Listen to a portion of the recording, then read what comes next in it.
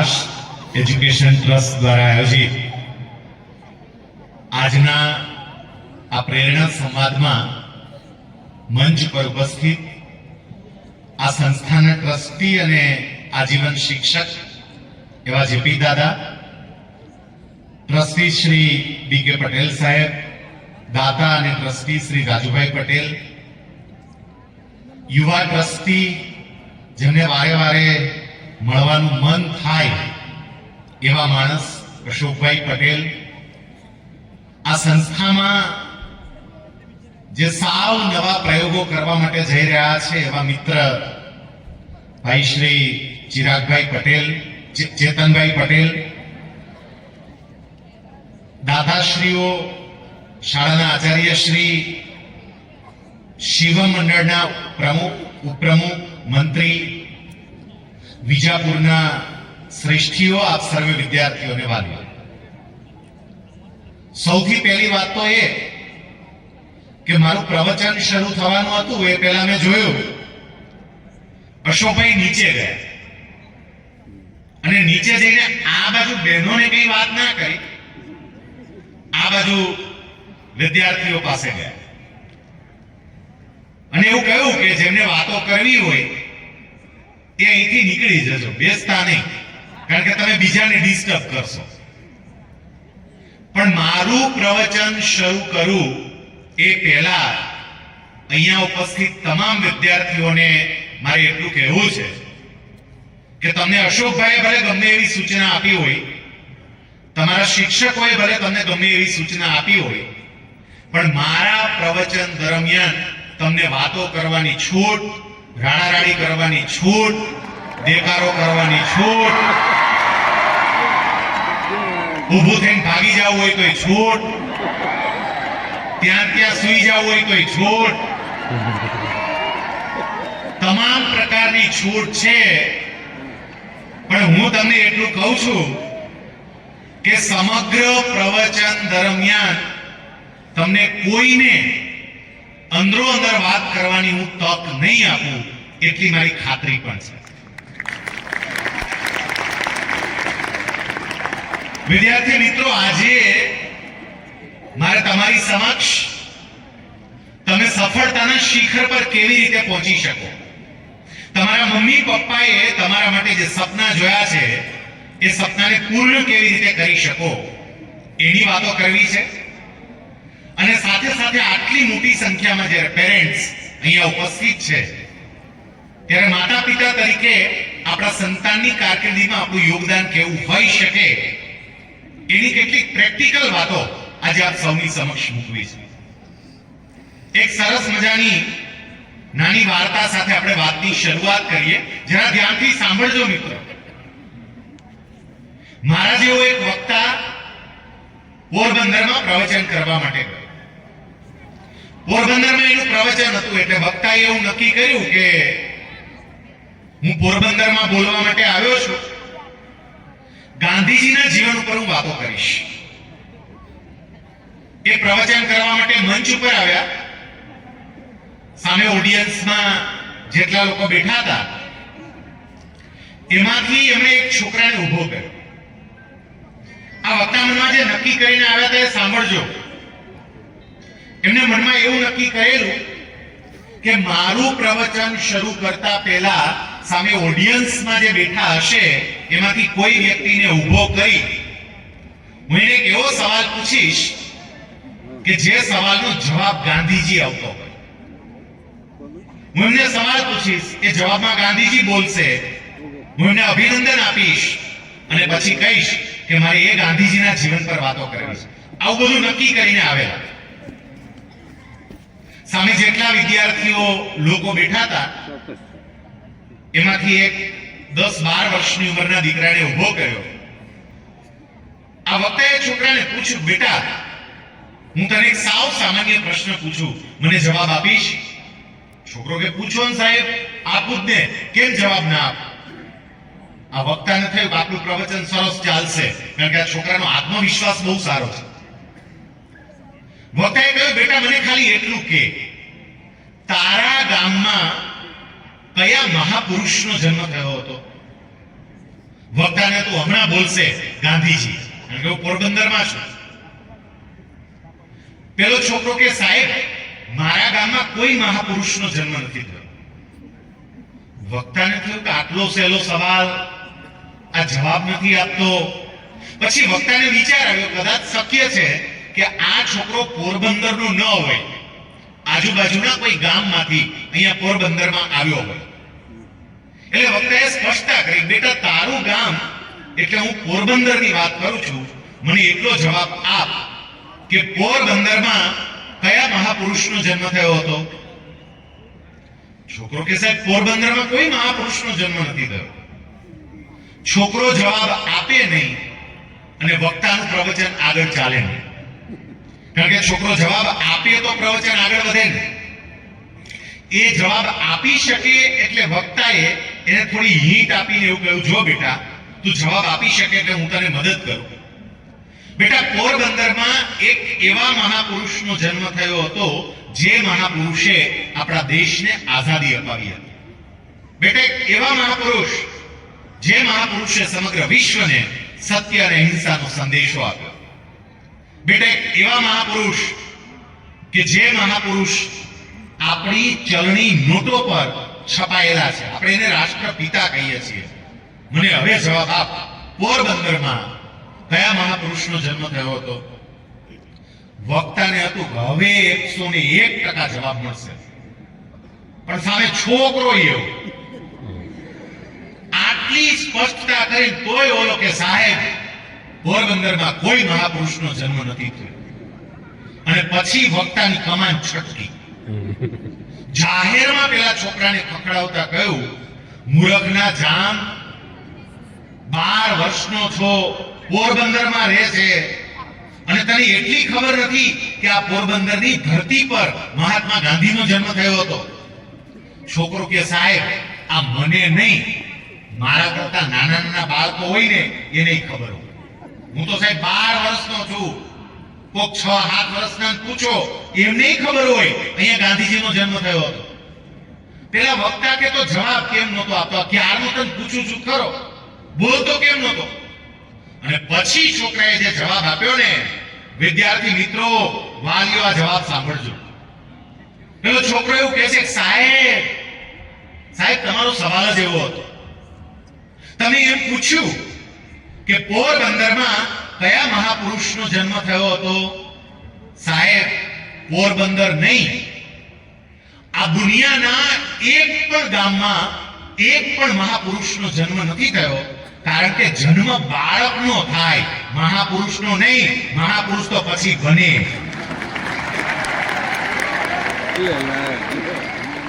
સમજી રાખજો, અહીંયા જેટલી વ્યક્તિ બેઠી છો ને આગળ પલોટી વાળીને, તમે તોફાન કરતા હોય તોય ભલે, તમે કિકિયારી બોલાવતા હોય તોય ભલે, તમે માર્ક ન લાવતા હોય તોય ભલે, તમે તમારા મમ્મી પપ્પાની વાતો ન માનતા હોય તોય ભલે, અને તમે મોબાઈલમાં જ પડ્યા રહેતા હોય તોય ભલે, પણ તમારામાં એક મહાપુરુષ અને એક મહાનારી છુપાયેલી છે.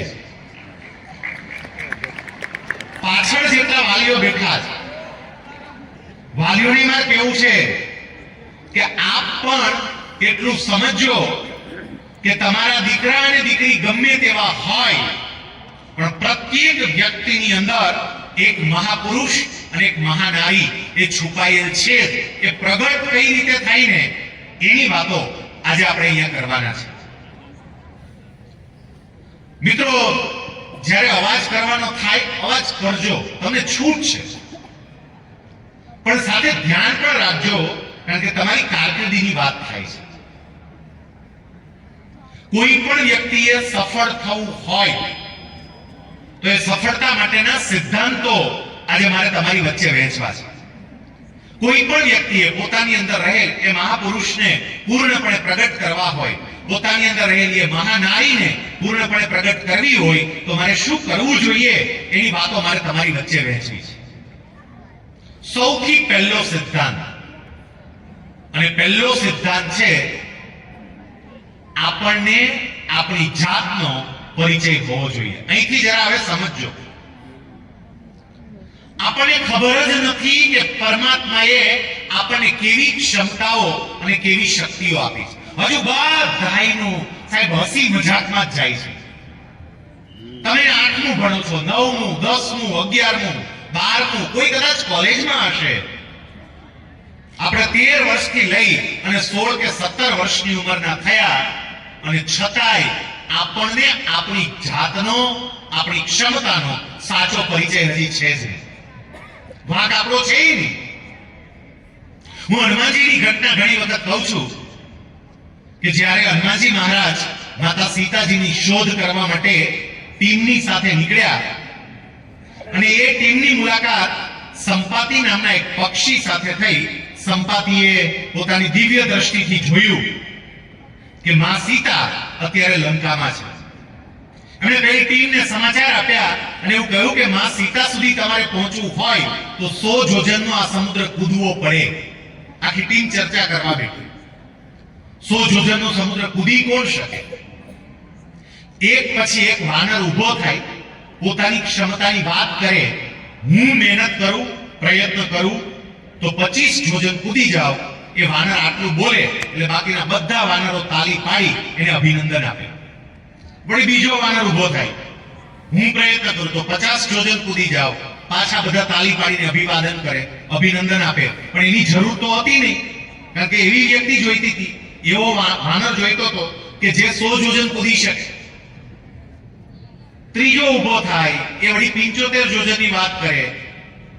અંગદ પોતે ઊભા થયા અને અંગદ એવું કહે છે કે જો હું પ્રયત્ન કરું ને તો હું 100 યોજનનો સમુદ્ર કૂદી શકું, પણ પાછો આવું કે મેં નક્કી નહીં. આ બધા પોતાની ક્ષમતાની વાતો કરતા હતા. એ વખતે હનુમાનજી મહારાજ એક ખૂણામાં શાંતિથી બેઠા હતા અને બેઠા બેઠા વાતો સાંભળે. એ વખતે જામવંતજી એમની પાસે જાય છે અને જામવંતજી એમની પાસે જઈને એવું કહે છે કે તમે ક્યારના બેઠા બેઠા વાતો સાંભળો છો. કોઈ એવું કેવું 25 યોજન કૂદું, 50 યોજન કૂદું, 75 કે 100 યોજન કૂદું, દરેક વખતે તમે તાળીઓ પાડો છો, પણ તમે તો એવું કંઈક બોલો કે તમારા માટે બાકીના તાળીઓ પાડે. અને એ વખતે હનુમાનજી કહે છે પણ હું કેવી રીતે બોલું? મારામાં ક્યાં એવી ક્ષમતાઓ છે? હું ક્યાં કઈ કરી શકું? આ તો બધા કેવા મોટા મોટા છે, હું તો સાવ નાનો છું. મિત્રો, આ બધી વાતો હનુમાનજીએ જામવંતજીને કરી છે, પણ એ વખતે જામવંતજી હનુમાનજીને એની ક્ષમતાઓ ઓળખાવે છે.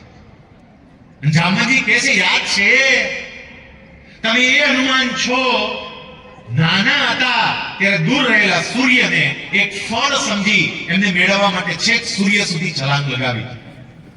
બાળપણમાં સૂર્ય સુધી પહોંચનારા તમે તમારી યુવા અવસ્થામાં આ 100 યોજનનો સમુદ્ર નહીં કૂદી શકો. જામવંતજીએ હનુમાનજીને એની ક્ષમતાઓ યાદ અપાવી અને હનુમાનજીને ખાતરી થઈ, પોતાની ક્ષમતાઓ યાદ આવી, પોતાની શક્તિઓ યાદ આવી કે હું આ 100 યોજનનો સમુદ્ર કૂદી શકું. અહીંયા બેઠેલા વિદ્યાર્થી મિત્રો એટલું યાદ રાખજો, તમારામાં પણ એક ક્ષમતા છે જ, પણ આપણને આપણી જાત પર વિશ્વાસ નથી. છે જ.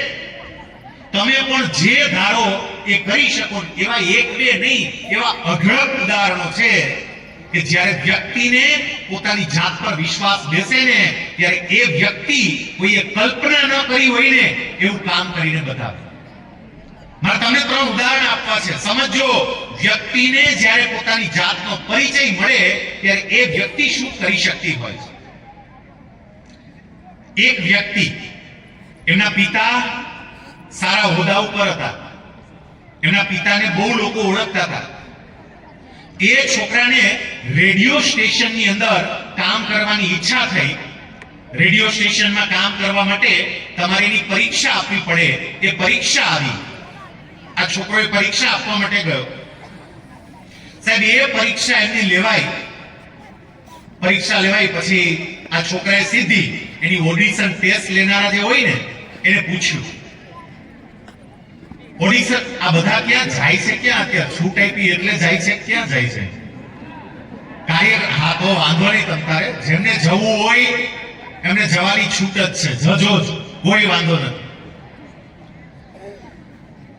મારે જે વાત કેવી છે એના પર જરા ધ્યાન આપજો.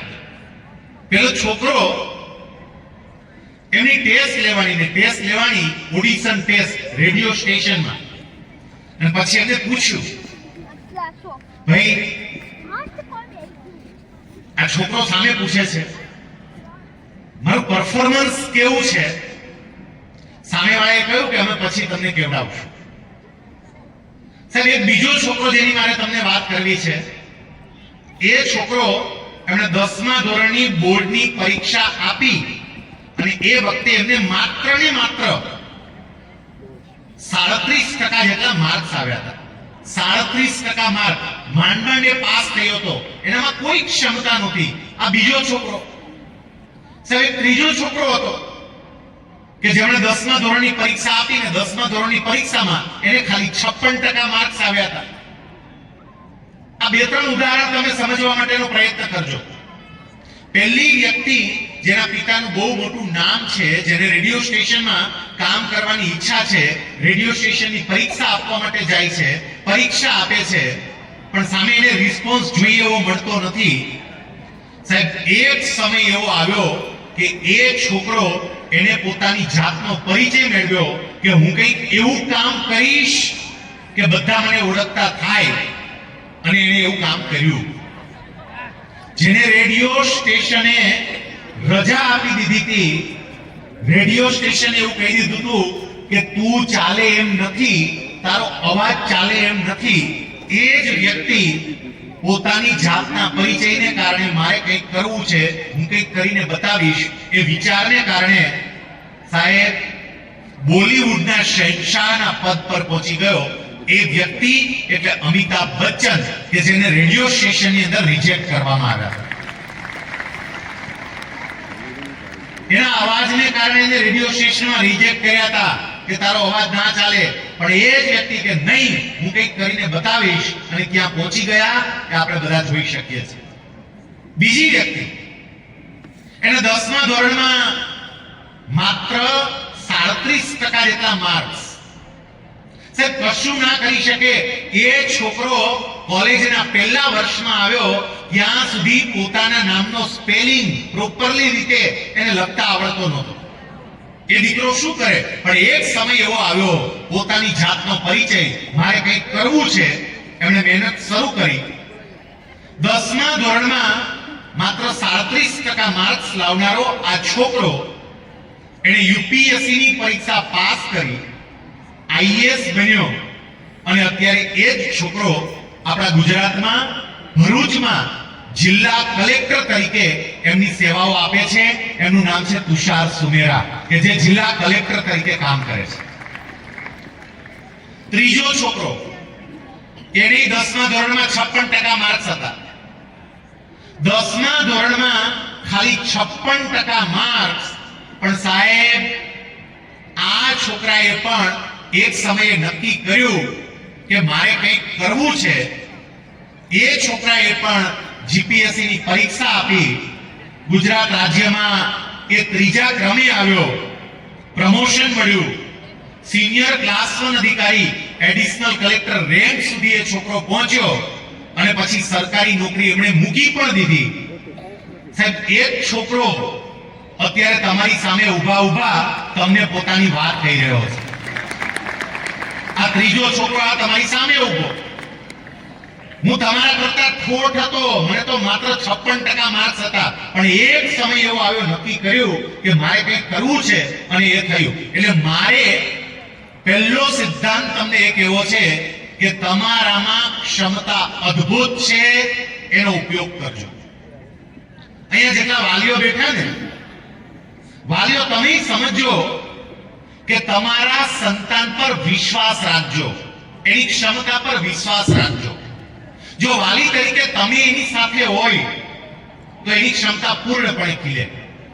ઘણી વખત એવું બને કે વાલી તરીકે આપણને આપણા સંતાનની ક્ષમતામાં જ વિશ્વાસ ના હોય, તમને તમારા સંતાનની ક્ષમતામાં વિશ્વાસ હોય તો એની ક્ષમતાઓ ખીલશે.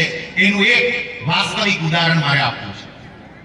આ ઉદાહરણ વાલીઓ જરા કાન ખોલીને સાંભળજો, અને વિદ્યાર્થીઓ પણ સાંભળજો કે કોઈ વ્યક્તિ ઈચ્છે તો એના જીવનમાં કેવા પરિવર્તનો આવી શકે. સાહેબ, રાજકોટની આ ઘટના છે.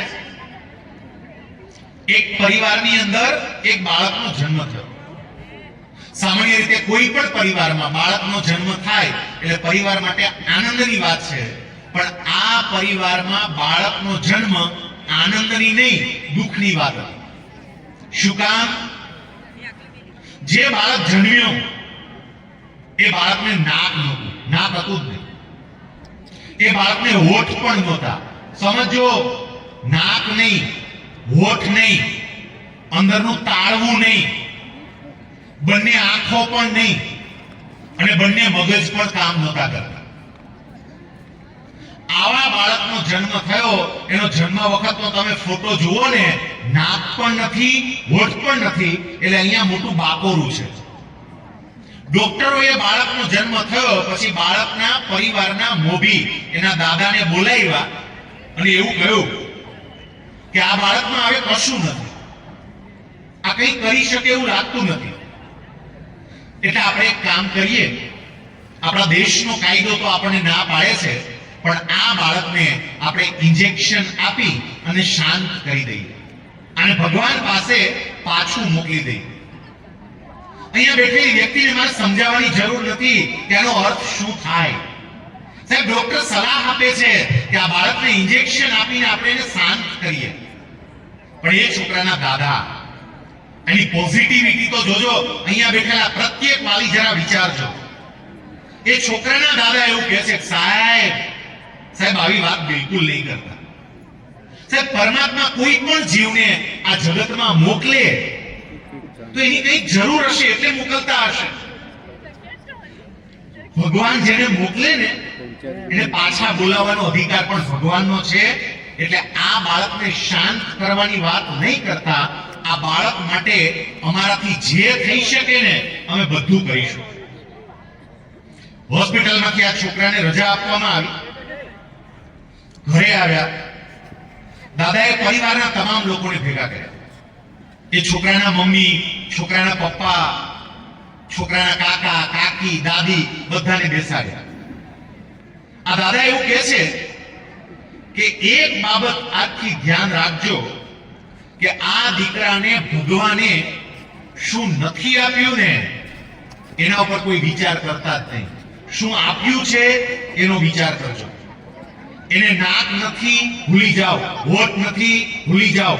આંખો નથી, ભૂલી જાઓ. આપણે પ્રયત્ન કરશું આપણાથી થઈ શકે, પણ એના શ્વાસ ચાલે છે, એના હાથ પગ ચાલે છે. ભગવાને જેટલું આપ્યું છે ને એના ઉપર આપણે ધ્યાન આપીએ.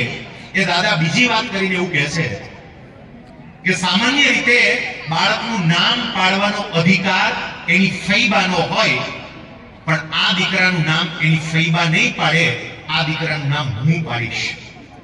અને એ દાદાએ એ છોકરાનું નામ પાડ્યું ઉત્તમ. અને એવું કહ્યું કે આપણે બધાએ સાથે મળી આ છોકરાના નામને સાર્થક કરવું છે. સાહેબ, સમજો, એ દીકરા ઉપર જુદા જુદા ઓપરેશનો થયા. એ દીકરાને ભારતભરની સારી હોસ્પિટલોમાં ટ્રીટમેન્ટ આપવામાં આવી. એ ટ્રીટમેન્ટના પ્રતાપે, એ ઓપરેશનના પ્રતાપે એનું નાક થોડુંક સરખું થયું, એના હોઠ થોડા સરખા થયા, પણ આંખોનું તેજ આવ્યું જ નહીં. એ છોકરો પ્રજ્ઞાચક્ષુ છે.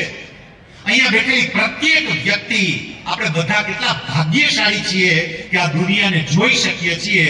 એ છોકરાને આંખો ન આવે, પ્રજ્ઞાચક્ષુ છોકરો.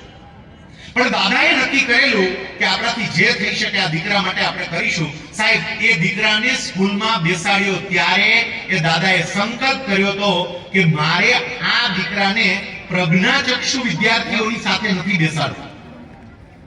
જે દીકરાઓને આંખો નથી, જે દીકરીઓને આંખો નથી, એ સ્કૂલમાં મારે નથી બેસાડવો, પણ મારે નોર્મલ વિદ્યાર્થીઓની સાથે, જેને પરમાત્માએ આંખો આપી છે, જે દુનિયા જોઈ શકે છે, એવા વિદ્યાર્થીઓની સાથે જ મારા દીકરાને ભણાવવો છે. સાહેબ, એવી સ્કૂલમાં એમણે આ દીકરાને બેસાડ્યો. પ્રયત્ન પણ ઘરે બહુ કરે. એ દીકરાએ 10મા ધોરણની બોર્ડની પરીક્ષા આપી. 10મા ધોરણની બોર્ડની પરીક્ષામાં જેને આંખે દેખાતું નથી એવો દીકરો ડિસ્ટિંક્શન માર્ક લાવ્યો. બોર્ડની પરીક્ષામાં ડિસ્ટિંક્શન માર્ક. સાહેબ 12મા ધોરણની બોર્ડની પરીક્ષા ડિસ્ટિંક્શન માર્ક, અને હવે સાંભળજો, આપણે બધાને સંસ્કૃતનો એક શ્લોક યાદ રાખવો હોય તો પણ પગે પાણી ઉતરે. અને જે છોકરાને આંખે દેખાતું નથી એ છોકરાને અત્યારે શ્રીમદ ભગવદ ગીતાના 18 અધ્યાયના 700 શ્લોક મોઢે છે. 700 શ્લોક આખા ગીતાજી કંઠસ્થ. તમે ગીતાજીનું કોઈ પણ પાનું ખોલો, કોઈ પણ પાનું ખોલી એમાંથી કોઈ પણ શ્લોકનો કોઈ પણ શબ્દ બોલો, અને શબ્દ બોલતાની સાથે જ એ દીકરો આખો શ્લોક બોલે. માત્ર શ્રીમદ ભગવદ ગીતા એને યાદ છે એટલું નહીં, આપણે ઉપનિષદના નામ ખબર નથી, અને આ દીકરાને 11 ઉપનિષદ કંઠસ્થ છે. 11 ઉપનિષદ મોઢે ફટાફટ એના ઉપનિષદના મંત્રો બોલે. એને નારદનું ભક્તિ સૂત્ર કંઠે છે, એને પતંજલિનું યોગ સૂત્ર મોઢે છે, પાણીના અષ્ટાધ્યાયના 4000 સૂત્રો આવે આ છોકરાને મોઢે. સમજો, આંખે દેખાતું નથી, માત્ર સાંભળીને એને આ બધું કંઠસ્થ કર્યું છે. લગભગ 250 કરતા વધારે ગીતો કંઠસ્થ છે. એ દીકરો સરસ તબલા વગાડે છે, એ હાર્મોનિયમ વગાડે છે, એ પિયાનો વગાડે છે, એ સરસ મજાનું ગાય છે, યોગાસનમાં એ માસ્ટર છે. એક પણ ક્ષેત્ર એવું નથી રહ્યું કે જે ક્ષેત્રની અંદર એને મહારત હાંસલ ના કરી. 12મું પૂરું કરી અને એ દીકરો એમણે કોલેજ શરૂ કરી. કોલેજના 6 સેમેસ્ટરમાં એ ફર્સ્ટ ક્લાસ ફર્સ્ટ એમએ કર્યું. એમએ માં પણ ફર્સ્ટ ક્લાસ ફર્સ્ટ. પ્રોફેસર બનવા માટે યુજીસી નેટની પરીક્ષા આવે, નેટની પરીક્ષા આપી, એમાં પણ પાસ. અને જન્મ વખતે ડોક્ટરોએ એવું કહ્યું હતું કે આ છોકરાને ઇન્જેક્શન આપીને આપણે શાંત કરી દઈએ. એ છોકરો હમણાં 3 દિવસ પહેલા પીએચડી થવા માટે પોતે રજીસ્ટ્રેશન કરાવે છે, અને ભગવદ ગીતામાં સામાજિક સમસ્યાઓના ઉકેલ આ વિષય ઉપર હવે એનું પીએચડી શરૂ થઈ રહ્યું છે. તમે વિચાર તો કરો કે જેને પરમાત્માએ કશું નથી આપ્યું એ દીકરાને એના દાદાએ, એના પરિવારે કઈ જગ્યાએ પહોંચાડ્યો. પાછળ બેઠેલા પ્રત્યેક વાલીઓને મારે કહેવું છે કે ભગવાને આના કરતા તો આપણને ક્યાંય સારા સંતાન આપ્યા છે. અહીંયા જેટલા વિદ્યાર્થીઓ બેઠા, મારે તમને કહેવું છે કે પરમાત્માએ આપણને બધાને ઉત્તમ કરતા ઘણી બધી સુવિધાઓ આપી છે, અને છતાંય જો એ છોકરો સફળ થઈ શકતો હોય તો આપણે કેમ નહીં? એટલે પહેલો સિદ્ધાંત, મને મારી જાત પર વિશ્વાસ હોવો જોઈએ કે હું કરી શકું. ઉત્તમના દાદાને ઉત્તમ પર વિશ્વાસ હતો, એનું પરિણામ મળ્યું. મેં 3 વ્યક્તિઓના તમને ખાલી ઉદાહરણ આપ્યા, એમને પોતાની જાત પર વિશ્વાસ હતો, એનું ઉદાહરણ મળ્યું. એટલે પહેલું, મારી જાત પર વિશ્વાસ, જેને આપણે આત્મવિશ્વાસ કહીએ છીએ. હવે બીજું પગલું, ખાલી આત્મવિશ્વાસથી ના ચાલે. કંઈ પણ પ્રાપ્ત કરવું હોય તો એ માટે ગોલ નક્કી કરવો પડે, લક્ષ્ય નક્કી કરવું પડે, ધ્યેય નક્કી કરવું પડે. એક વખત તમે લક્ષ્ય નક્કી કર્યું હોય ને તો તમે પ્રાપ્ત કરી શકો. સાહેબ, આ જ વર્ષે ઓક્ટોબર મહિનામાં ભારતમાંથી એક એવા વ્યક્તિત્વએ વિદાય લીધી કે જે વ્યક્તિત્વ પ્રત્યેક ભારતીયના હૃદય પર રાજ કરે છે. આપણામાંથી મોટા ભાગની વ્યક્તિઓએ એમણે જ્યારે જગતમાંથી વિદાય લીધી, એની સાથે કોઈ સંબંધ ન હોવા છતાં આપણા ફેસબુક સ્ટેટસમાં, આપણા ઇન્સ્ટાના સ્ટેટસમાં કે આપણા વોટ્સએપ સ્ટેટસમાં એનો ફોટો પણ રાખ્યો હતો. એ વ્યક્તિ એટલે રતન ટાટા. રતન ટાટા એમના જીવનમાંથી સફળતાના સિદ્ધાંતમાં સિદ્ધાંત શીખજો કે સંકલ્પ કરવો પડે, ગોલ નક્કી કરવો પડે, અને વ્યક્તિ જો ગોલ નક્કી કરે ને તો એ અચીવ થાય. હવે સાંભળજો, આજે ઘટના કેવી છે તે. સાહેબ, લોકો આટલું સન્માન એમને નથી આપતા, આટલું માન એમને નથી આપતા, આટલો આદર એમને નથી આપતા. વ્યક્તિ નક્કી કરી અને એને કેવી રીતે અચીવ કરે છે ને, કેવી રીતે પ્રાપ્ત કરે છે ને, એ જરા સમજવા જેવું છે. 1990 માં ટાટા ગ્રુપની એક કંપની ટાટા મોટર્સ, એને એક ભારતીય કાર માર્કેટમાં મૂકી જેનું નામ હતું ઇન્ડિકા. આ ઇન્ડિકા કાર માર્કેટમાં આવી. ઘણી બધી અપેક્ષાઓ હતી, એની પાછળ ઘણું બધું રોકાણ કર્યું, ઘણું બધું સંશોધન કર્યું, પણ કંપનીની જે કંઈ પણ અપેક્ષાઓ હતી ને એ અપેક્ષાઓ ફળીભૂત થઈ નહીં. એને જોઈએ એવો રિસ્પોન્સ માર્કેટમાં મળ્યો નહીં. જેવી રીતે ટાટા નેનોનું થયું એ જ પ્રમાણે આ ઇન્ડિકા કારનું થયું. સાહેબ, વ્યાજનો બોજો વધતો જાય, ખોટ વધતી જાય, કંપની મુશ્કેલીમાં આવી અને એક સમય એવો આવ્યો કે નક્કી કર્યું કે આપણે આ કંપનીની જે પેટન્ટ છે ઇન્ડિકાની એ આપણે વેચી દેવી છે. યુએસ કંપની ફોર્ડ એ ખરીદવા માટે તૈયાર થઈ. ટાટા ગ્રુપના અધિકારીઓ સાથે એમની મીટિંગો થઈ અને હવે છેલ્લી મીટિંગ ફોર્ડ સાથેની જે થાય છે એમાં રતન ટાટા પોતે હાજર છે. આ મીટિંગની અંદર ટાટા ગ્રુપની, ટાટા મોટર્સની ઇન્ડિકા કારની પેટન્ટ ખરીદવા માટે ફોર્ડ ગ્રુપ તૈયાર થયું, ફાઇનલ ડીલ થઈ અને સાવ છેલ્લે એ મીટિંગમાં હાજર ફોર્ડ ગ્રુપના એક્ઝિક્યુટિવ ડિરેક્ટર એવું કહે છે રતન ટાટાને સંબોધીને, અમે ઇન્ડિકા કારની પેટન્ટ ખરીદીને ટાટા ગ્રુપ પર અને ટાટા મોટર્સ પર એહસાન કરી રહ્યા છે. આવું બોલ્યા. વાક્ય પૂરી થઈ ગઈ. ત્યાંથી મીટિંગમાંથી બહાર આવ્યા. રતન ટાટા ભારત આવી ગયા અને ભારત આવ્યા પછી રતન ટાટા પોતાના ડિરેક્ટરો જોડે મીટિંગ કરે છે. ડિરેક્ટરોએ કહ્યું કે આપણે જે ડીલ ફાઇનલ કરીને આવ્યા છીએ તાત્કાલિકપણે એ ડીલનો અમલ કરી કાર વેચી નાખીએ, પૈસા જે કંઈ પણ આવે બેંકનું દેવું ચૂકવીએ, વ્યાજનો બોજો ઓછો થાય. રતન ટાટા જે જવાબ આપે સાંભળજો સાહેબ, એમણે કહ્યું બિલકુલ નહીં, કાર વેચવાની હવે વાત કરતા જ નહીં. પેલા કે કેમ આપણે ખોટમાં જઈએ છીએ. રતન ટાટા કે મીટિંગમાં એમને આપણું જે અપમાન કર્યું એ તમારા કાન સાંભળી ના શક્યા. એમણે એવું કહ્યું કે આ કાર ખરીદીને ફોર્ડ ગ્રુપ ટાટા ગ્રુપ ઉપર એહસાન કરી રહ્યું છે. આ આપણું અપમાન છે. ખાલી ટાટા ગ્રુપ કે ટાટા મોટર્સ નું નહીં, આ ભારત દેશનું અપમાન છે. અને એટલે હવે આ ઇન્ડિકા કાર મારે વેચવી નથી. ફોર્ડ ગ્રુપને તો નહીં જ વેચવી. ડિરેક્ટરો કે કરશું શું? રતન ટાટા એ વખતે સંકલ્પ કરે છે, ગોલ નક્કી કરે છે. સમજો. અને એમણે એવું કહ્યું કે આજ ઇન્ડિકા કાર ભારતની આગવી ઓળખ બની જાય ને એવું આપણે કંઈક કરશું. એમણે પોતાના પ્રયત્નો શરૂ કર્યા. લોકોની જે અપેક્ષા છે, અપેક્ષા શું છે અને કેવી કાર જોઈએ છે, શું જોઈએ છે, બધી માહિતી પ્રાપ્ત કરો. એ વખતે રતન ટાટા રોજના 15 કલાક 18 કલાક કામ કરતા. સાહેબ, જે કાર વેચવા માટે કાઢવી પડી હતી એક સમય એવો આવ્યો, ગોલ નક્કી કરી અને આગળ વધ્યા. એ જ કાર ભારતની ચહીતી કાર બની ગઈ અને ઇન્ડિકાને એટલો બધો રિસ્પોન્સ લોકો તરફથી મળ્યો. મેં તમને વાત કરીને 1990ની સાલની વાત હતી કે જ્યારે ફોર્ડે અપમાન કર્યું. 18 વર્ષ પછી 2008માં જ્યારે સમગ્ર વિશ્વમાં મંદી આવી, ફોર્ડ કંપની પણ એ મુશ્કેલીમાં આવી અને ફોર્ડ કંપનીએ પોતાની પ્રીમિયમ સેગમેન્ટની 2 કારના પેટન્ટ વેચવા માટે કાઢવા પડ્યા.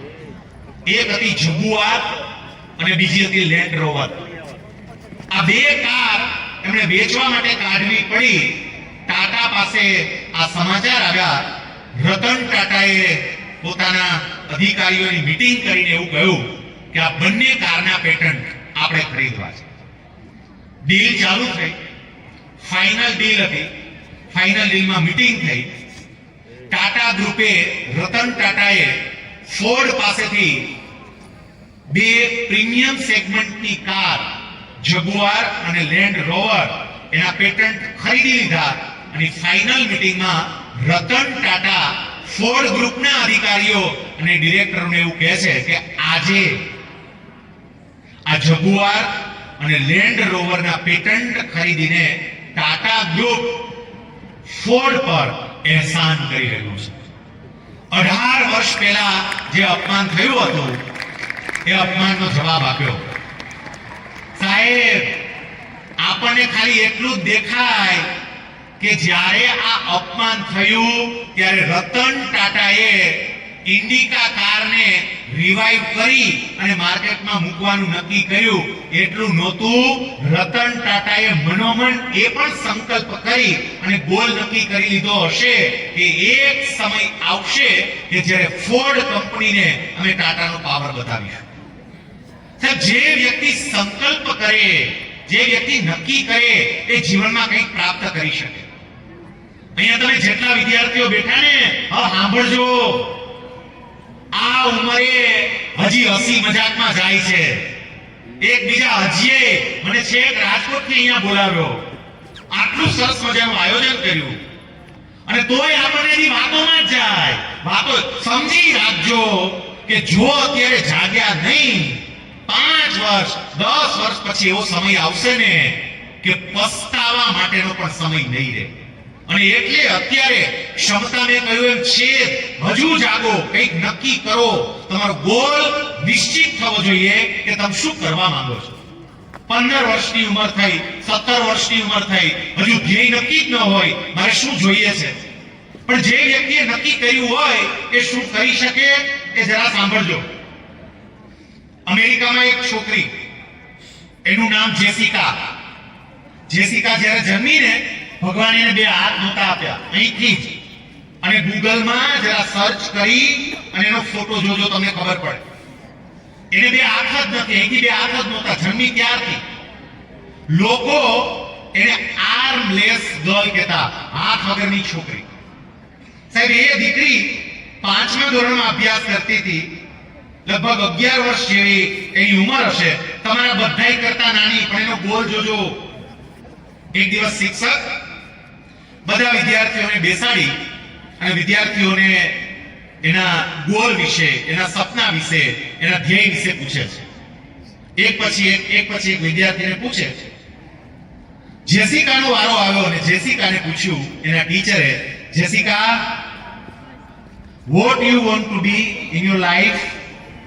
તારા જીવનમાં શું બનવું છે? સામે જેસિકા જે જવાબ આપે છે ને, જેસિકા એવું, sir I want to be a pilot. મારે પાયલોટ બનવું છે. આખો ક્લાસ એટલો ખડખડાટ હસ્યો, કારણ કે જેને 2 હાથ નથી એ પાયલોટ બનવાની વાત કરે છે. એ કેવી રીતે શક્ય બને? પણ પેલા ટીચર પણ તમારા ચેતન સર જેવા પોઝિટિવ ટીચર હશે. એમણે તરત કહ્યું, શાબાશ બેટા, તારો ગોલ નક્કી છે ને એટલે તું આ કરી શકીશ. બેટા, તારો ગોલ બહુ ક્લિયર છે કે તાર શું જોઈએ છે.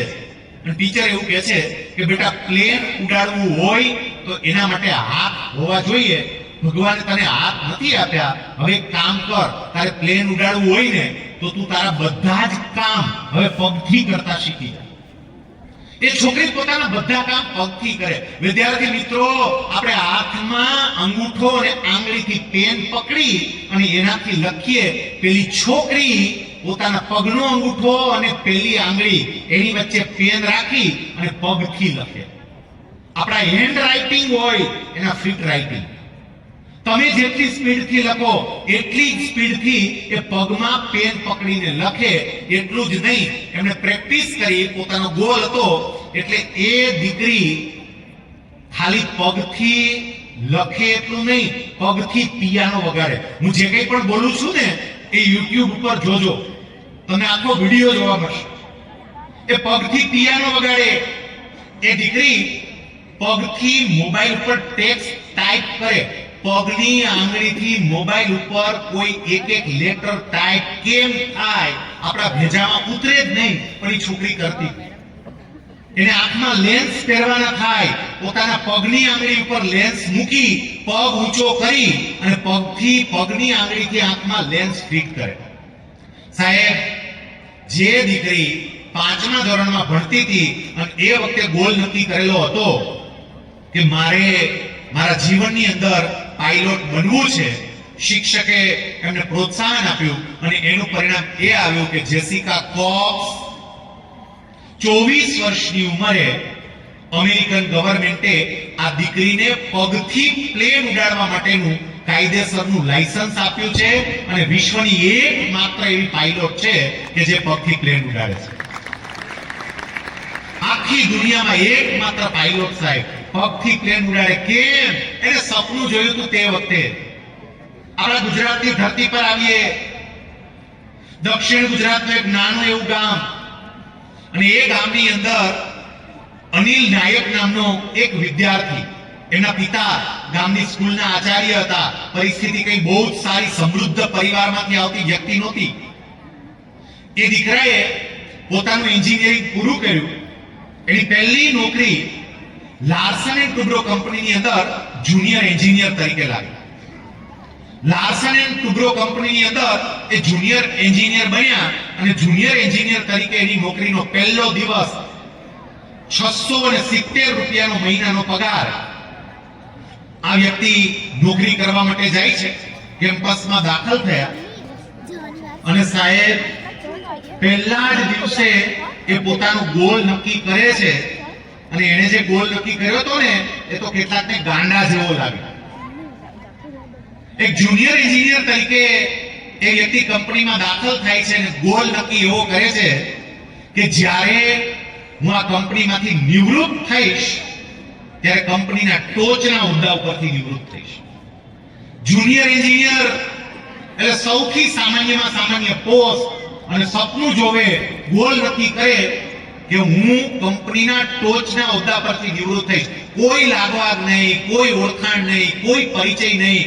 આવડી મોટી જાયન્ટ કંપની, સાવ સામાન્ય પદ. 1965માં એ વ્યક્તિની નોકરી શરૂ થઈ. હમણાં 2017માં આ અનિલ નાયક લાર્સન એન્ડ ટુબ્રો કંપનીમાંથી નિવૃત્ત થયા.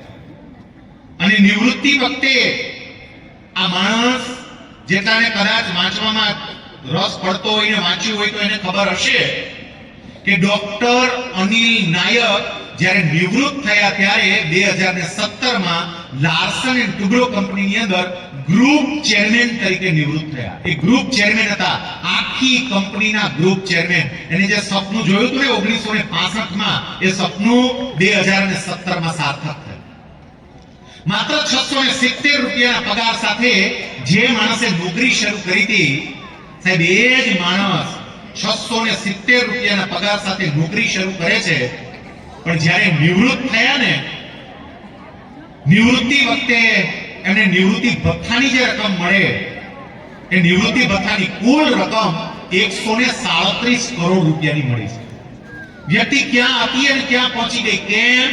તો કે એમણે પોતાના જીવનનો ગોલ નક્કી કર્યો. એમ વિદ્યાર્થી તરીકે મારો ગોલ નક્કી હોવો જોઈએ કે હું શું કરવા માંગુ છું.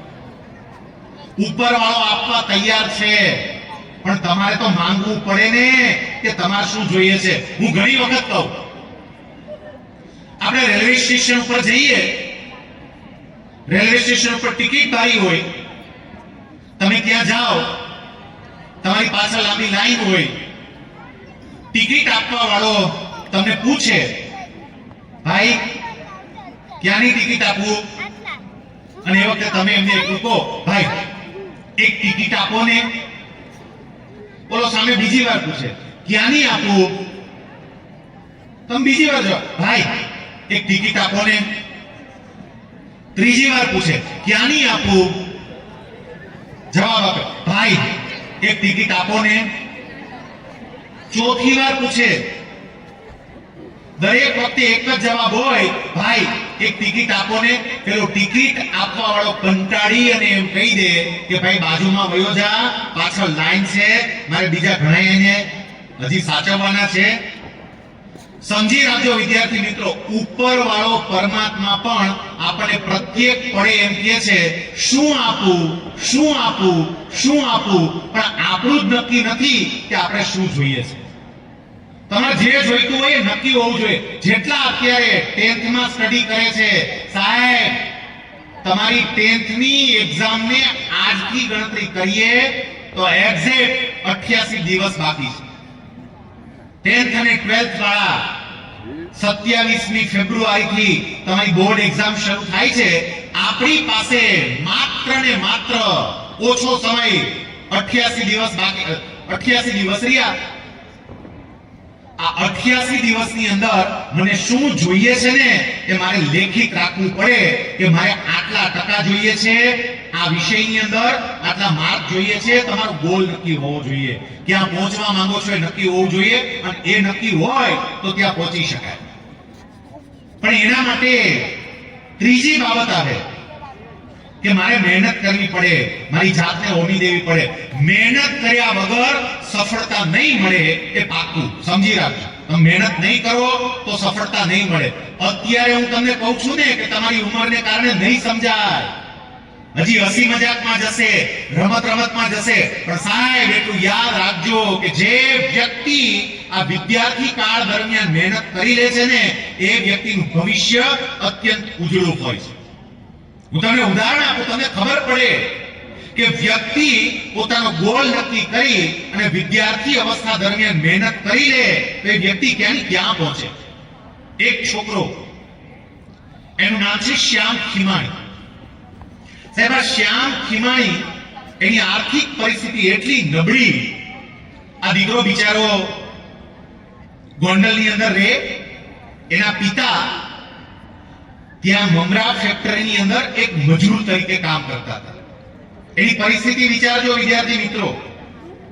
મજૂર તરીકે આ છોકરાના પપ્પા કામ કરે છે.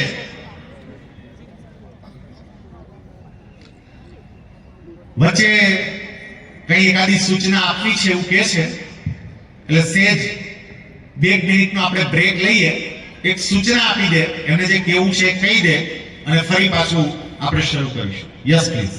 વિદ્યાર્થી મિત્રો, આ કાર્યક્રમ તમામ વાલીઓ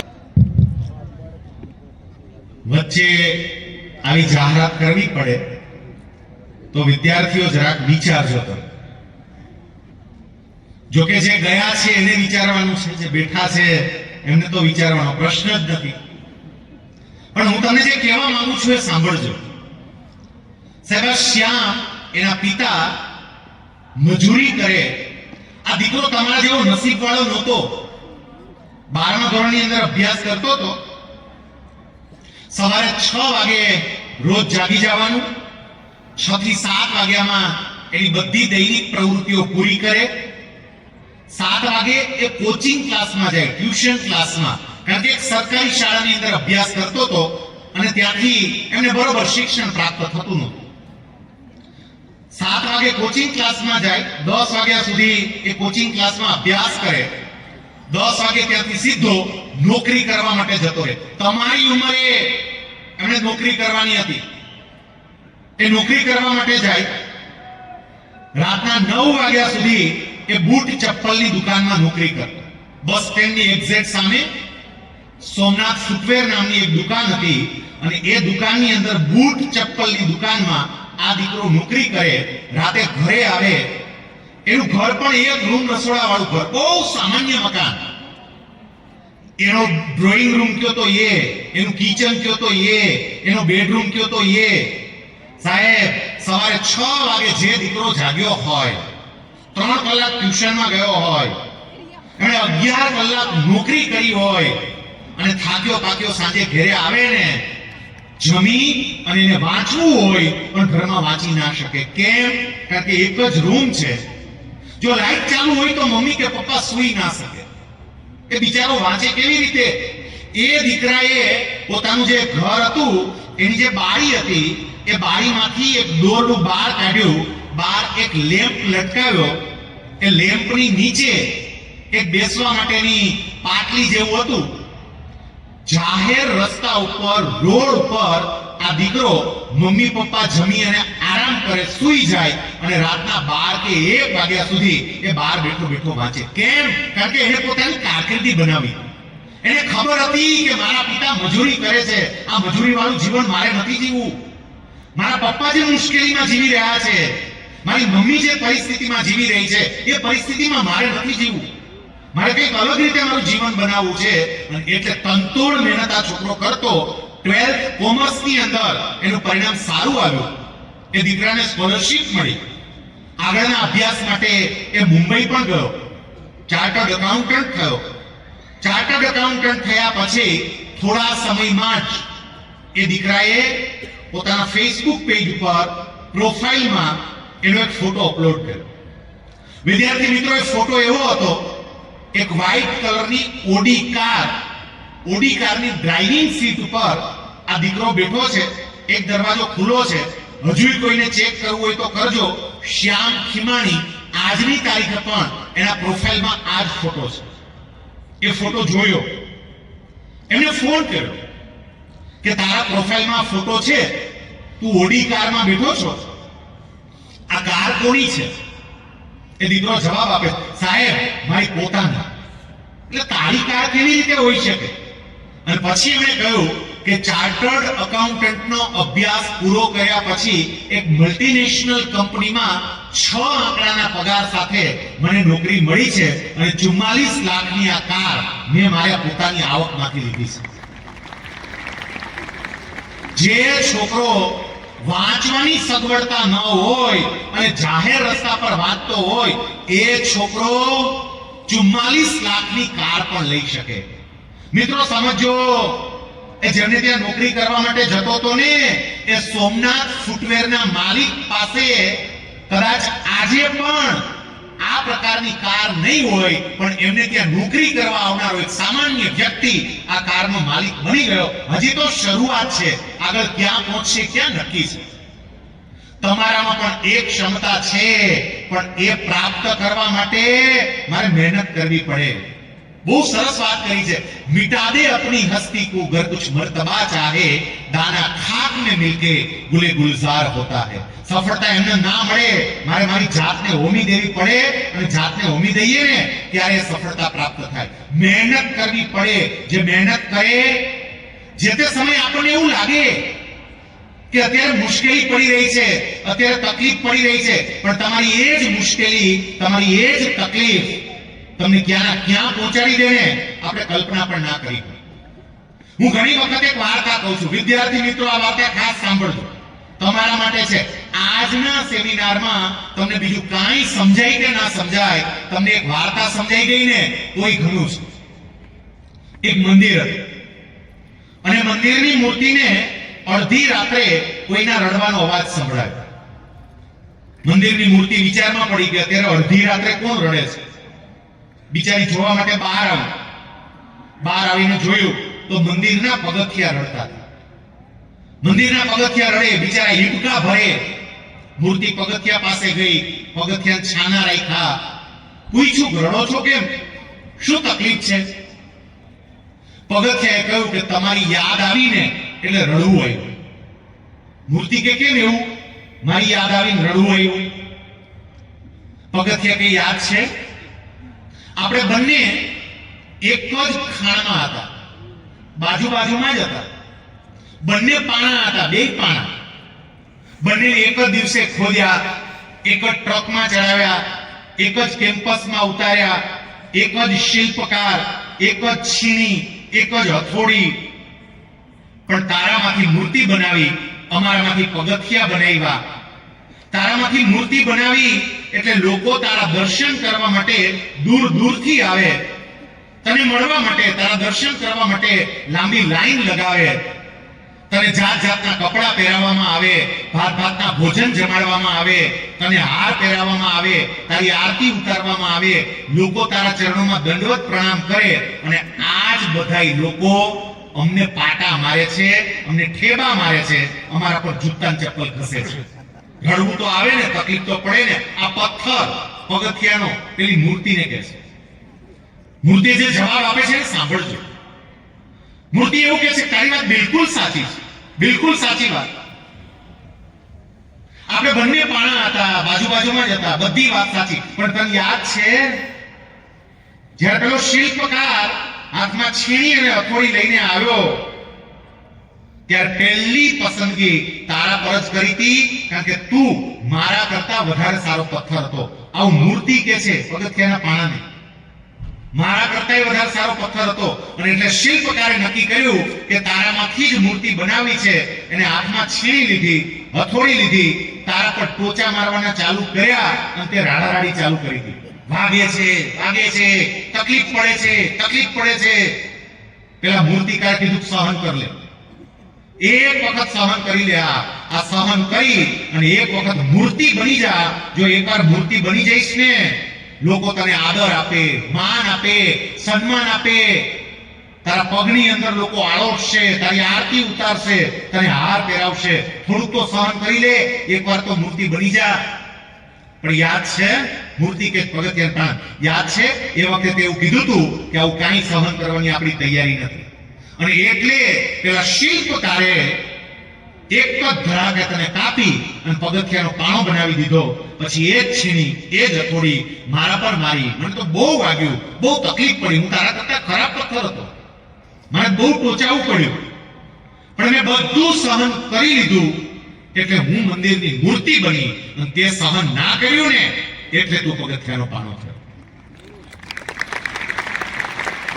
મિત્રો સમજો, તમે બધા અત્યારે એક ખાણના પાણા છો. અમૃત વિદ્યાધામ સંકુલ આ એક ખાણ છે અને આ એક જ ખાણના બધા પાણા છો. શક્ય છે કે 10 કે 15 વર્ષ પછી આમાંથી કોઈ મસ્ત મજાની મૂર્તિ બની હશે.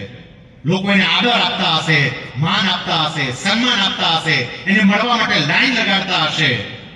અને શક્ય છે કે 10 કે 15 વર્ષ પછી કોઈ પગથિયાનો પાણો બની અને ઠેબા પણ ખાતો હશે. આપણે ભગવાનને પ્રાર્થના કરીએ કે એક પણ પગથિયાનો પાણો ના બને, બધા મંદિરની મૂર્તિ બને. પણ મંદિરની મૂર્તિ બનવું હોય તો કેટલાક ટોચા સહન કરવા પડે. એ ટોચા કયા? વિદ્યાર્થીઓ સમજો ને પછી હું વાલીની વાત કરીશ. પહેલા ટોચા, અત્યારે તમને બધાઈને આ તમારો સ્વભાવ તો તમે જુઓ. સાહેબ આ કેવી સંસ્થા છે? આ સંસ્થા વિશે વાત કરીએ ને, 1961ની સાલમાં આ સંસ્થાના પાયા નાખ્યા. સાહેબ તમારા વિસ્તારની નંબર 1 ગણાતી આ સંસ્થા. અહીંથી કેટલા ડોક્ટરો બહાર નીકળ્યા, કેટલા એન્જિનિયરો બહાર નીકળ્યા, કેટલા શિક્ષકો બહાર નીકળ્યા, કેટલા સરકારી અધિકારીઓ બહાર નીકળ્યા. આ શિક્ષકોએ દિલથી આ સંસ્થાની અંદર જે કંઈ પણ રોપ્યું ને એનો પાક શરૂ થયો. અને એ જ સંસ્થાના વિદ્યાર્થી તરીકે આપણી શીશ કઈ જગ્યાએ ગઈ છે જરા વિચારજો. અને એમાં હું કહું છું તમારો વાંક છે જ, તમારો કોઈ વાંક નથી. આ કંઈ પણ થતું હોય તો આ બધાની પાછળ જો કોઈ જવાબદાર તત્વ હોય ને તો સાહેબ એક અને માત્ર એક તત્વ છે અને એ છે મોબાઈલ. આ બધાની પાછળનું જવાબદાર તત્વ. કારણ કે મોબાઈલે તમારા મનને જે ડિસ્ટર્બ કર્યું છે ને, કોઈ કલ્પના જ નહીં કરી શકે કે આપણા મનને આ મોબાઈલ રૂપી ઇડિયટે કેટલું ડિસ્ટર્બ કર્યું છે. કોઈ વ્યક્તિ 5 મિનિટ શાંતિથી બેસી નથી શકતી સાહેબ. અરે ખાલી 20 સેકન્ડની રીલ્સ હોય ને એ જોઈ નથી શકાતી. 10 સેકન્ડ પછી તરત હાથ ફરી જાય છે. આપણા મનને કેટલા ડિસ્ટર્બ કર્યા છે એ જરા વિચારજો. અને એટલે હું તમને કહું છું ને કે આપણને ટોચા મારવા વાળું કોણ લાગે? મોબાઈલ મૂકવાની વાત કરે એટલે તરત જ આપણને લાગે કે આ ટોચા માર્યા. અત્યારના તમામ વિદ્યાર્થીઓને પોતાના માતા પિતા પોતાના મોટા દુશ્મન હોય ને એવું લાગે છે. ઘણી વખત એવું કે આ મમ્મી સતત ટક ટક કર્યા કરે છે, પપ્પા સતત ટક ટક કર્યા કરે છે, બોલ્યા કરે છે, ખીજાયા કરે છે, મોબાઈલ મૂકવાનું કહે છે. સમજી રાખજો કે શિલ્પકાર છે, તમારામાંથી મૂર્તિ બનાવવા માંગે છે. વાગશે, તકલીફ પડશે, મોબાઈલમાં મજા જ આવે, આંગળીઓ ફેરવવામાં મજા જ આવે, રખડવામાં મજા જ આવે, બહાર આટા મારવામાં મજા જ આવે, ચોપડી પકડવામાં એમાં તકલીફ પડે. પણ આ લોકો વારે વારે તમને ખીજાય છે, વારે વારે તમને એવું કહે છે કે મોબાઈલને એક બાજુ મૂકો, મોબાઈલને એક બાજુ મૂકો. શું કામ? કારણ કે તમારામાંથી મૂર્તિ બનાવે છે. પણ આપણને સમજાય તો ને. વિદ્યાર્થી મિત્રો સમજી રાખજો, આખી દુનિયામાં સૌથી વધારેમાં વધારે તમને જો કોઈ પ્રેમ કરી શકે એવું હોય ને તો એ માત્ર ને માત્ર તમારા માતા પિતા છે. એના સિવાય જગતમાં કોઈ વધારે પ્રેમ તમને ક્યારેય કોઈ આપી જ ના શકે. પણ આપણને સમજાતું નથી. સૌથી વધારે પ્રેમ આ માતા પિતા આપે. પણ થાય છે શું? એ બિચારાઓને પ્રેમ પ્રદર્શિત કરતા આવડતો જ નથી, એને પ્રેમ બતાવતા આવડતો જ નથી. આપણને તો કોક ખાલી 20 રૂપિયા વાળી ચોકલેટ આપી જાય એમાં આપણને પ્રેમ દેખાય છે. પણ આપણી માં આપણે 9 મહિના પેટમાં રાખીને જે હેરાન થઈને એનો પ્રેમ નથી દેખાતો. આપણા પિતા આપણને ભણાવવા માટે બિચારો જે મજૂરી કરતો હોય, મહેનત કરતો હોય, દિવસ રાત દોડાદોડી કરતો હોય, એ પ્રેમ આપણને નથી દેખાતો.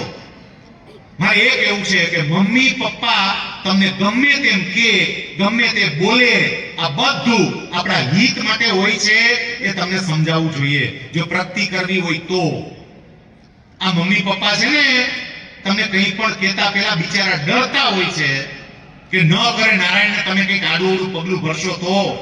બિચારા ઘણી વખત બોલી નથી શકતા, એને કહેવું હોય એ તમને કહી નથી શકતા, પણ એ તમને કંઈ પણ કહેતા હોય, તમને ખોટું લાગતું હોય, માત્ર ને માત્ર તમારા હિત માટે અને તમારા સારા માટે કહે છે. આ વાત સમજવાનો પ્રયત્ન કરજો. હું ત્યાં સુધી કહું કે તમારા મમ્મી પપ્પા ગુસ્સે થાય અને કદાચ ગુસ્સે થઈ તમને ખાલી ખીજાય એટલું નહીં, તમને જોરથી એક તમાચો મારી દે ને તો એ તમાચામાં પણ આઈ લવ યુ જ છે, પણ આપણને સંભળાતું નથી. મમ્મી પપ્પાના તમાચામાં પણ આઈ લવ યુ છે, અને બીજા કોક કદાચ આઈ લવ યુ બોલે ને તો એમાંય તમાચો છે, એ સમજજો. અને એટલે આ બધા માટે થઈ અને મારે કેટલીક બાબતોને એક બાજુ રાખવી પડે. એમાં મોટા ભાઈ તરીકે હું તમને કહું છું, અહીંયા બોલવા આવ્યો મોટિવેશનલ સ્પીકર તરીકે નથી કહેતો. તમે જેટલા અહીંયા વિદ્યાર્થીઓ બેઠા છો, તમારા મોટા ભાઈ તરીકે કહું છું, ખરા અર્થમાં તમારા જીવનની પ્રગતિ ઈચ્છતા હોય તો આ મોબાઈલ પર કંટ્રોલ રાખજો, નહીતર ક્યાં ફેંકાઈ જશો ને એની ખબર પણ નહીં પડે. અહીંથી શરૂઆતમાં જ્યારે અશોકભાઈ પ્રાસંગિક ઉદ્બોધન માટે ઊભા થયા ત્યારે એમણે વાત કરી, હજુ 2 દિવસ પહેલા જ ઓસ્ટ્રેલિયન ગવર્નમેન્ટે 16 વર્ષથી નીચેની વ્યક્તિઓ ઉપર સોશિયલ મીડિયા પર પ્રતિબંધ મૂકી દીધો. એમને ખબર પડી ગઈ કે આ ઉંમરે હવે આમાં બહુ પડાય નહીં. જેટલા વિદ્યાર્થીઓ છો, તમારી જાત આરે વાત કરો તો તમને ખબર પડે. સાહેબ એટલું યાદ રાખજો, તમે તમારા મમ્મી પપ્પાને ઉલ્લુ બનાવી શકો, તમારી જાતને કેવી રીતે ઉલ્લુ બનાવી શકશો? તમારી જાત આરે વાત કરો. મારા ગામનો જ એક છોકરો, મારું ગામ ગોંડલની બાજુમાં મોવિયા, અને એ છોકરાનું નામ છે અમિત ભાલોડી.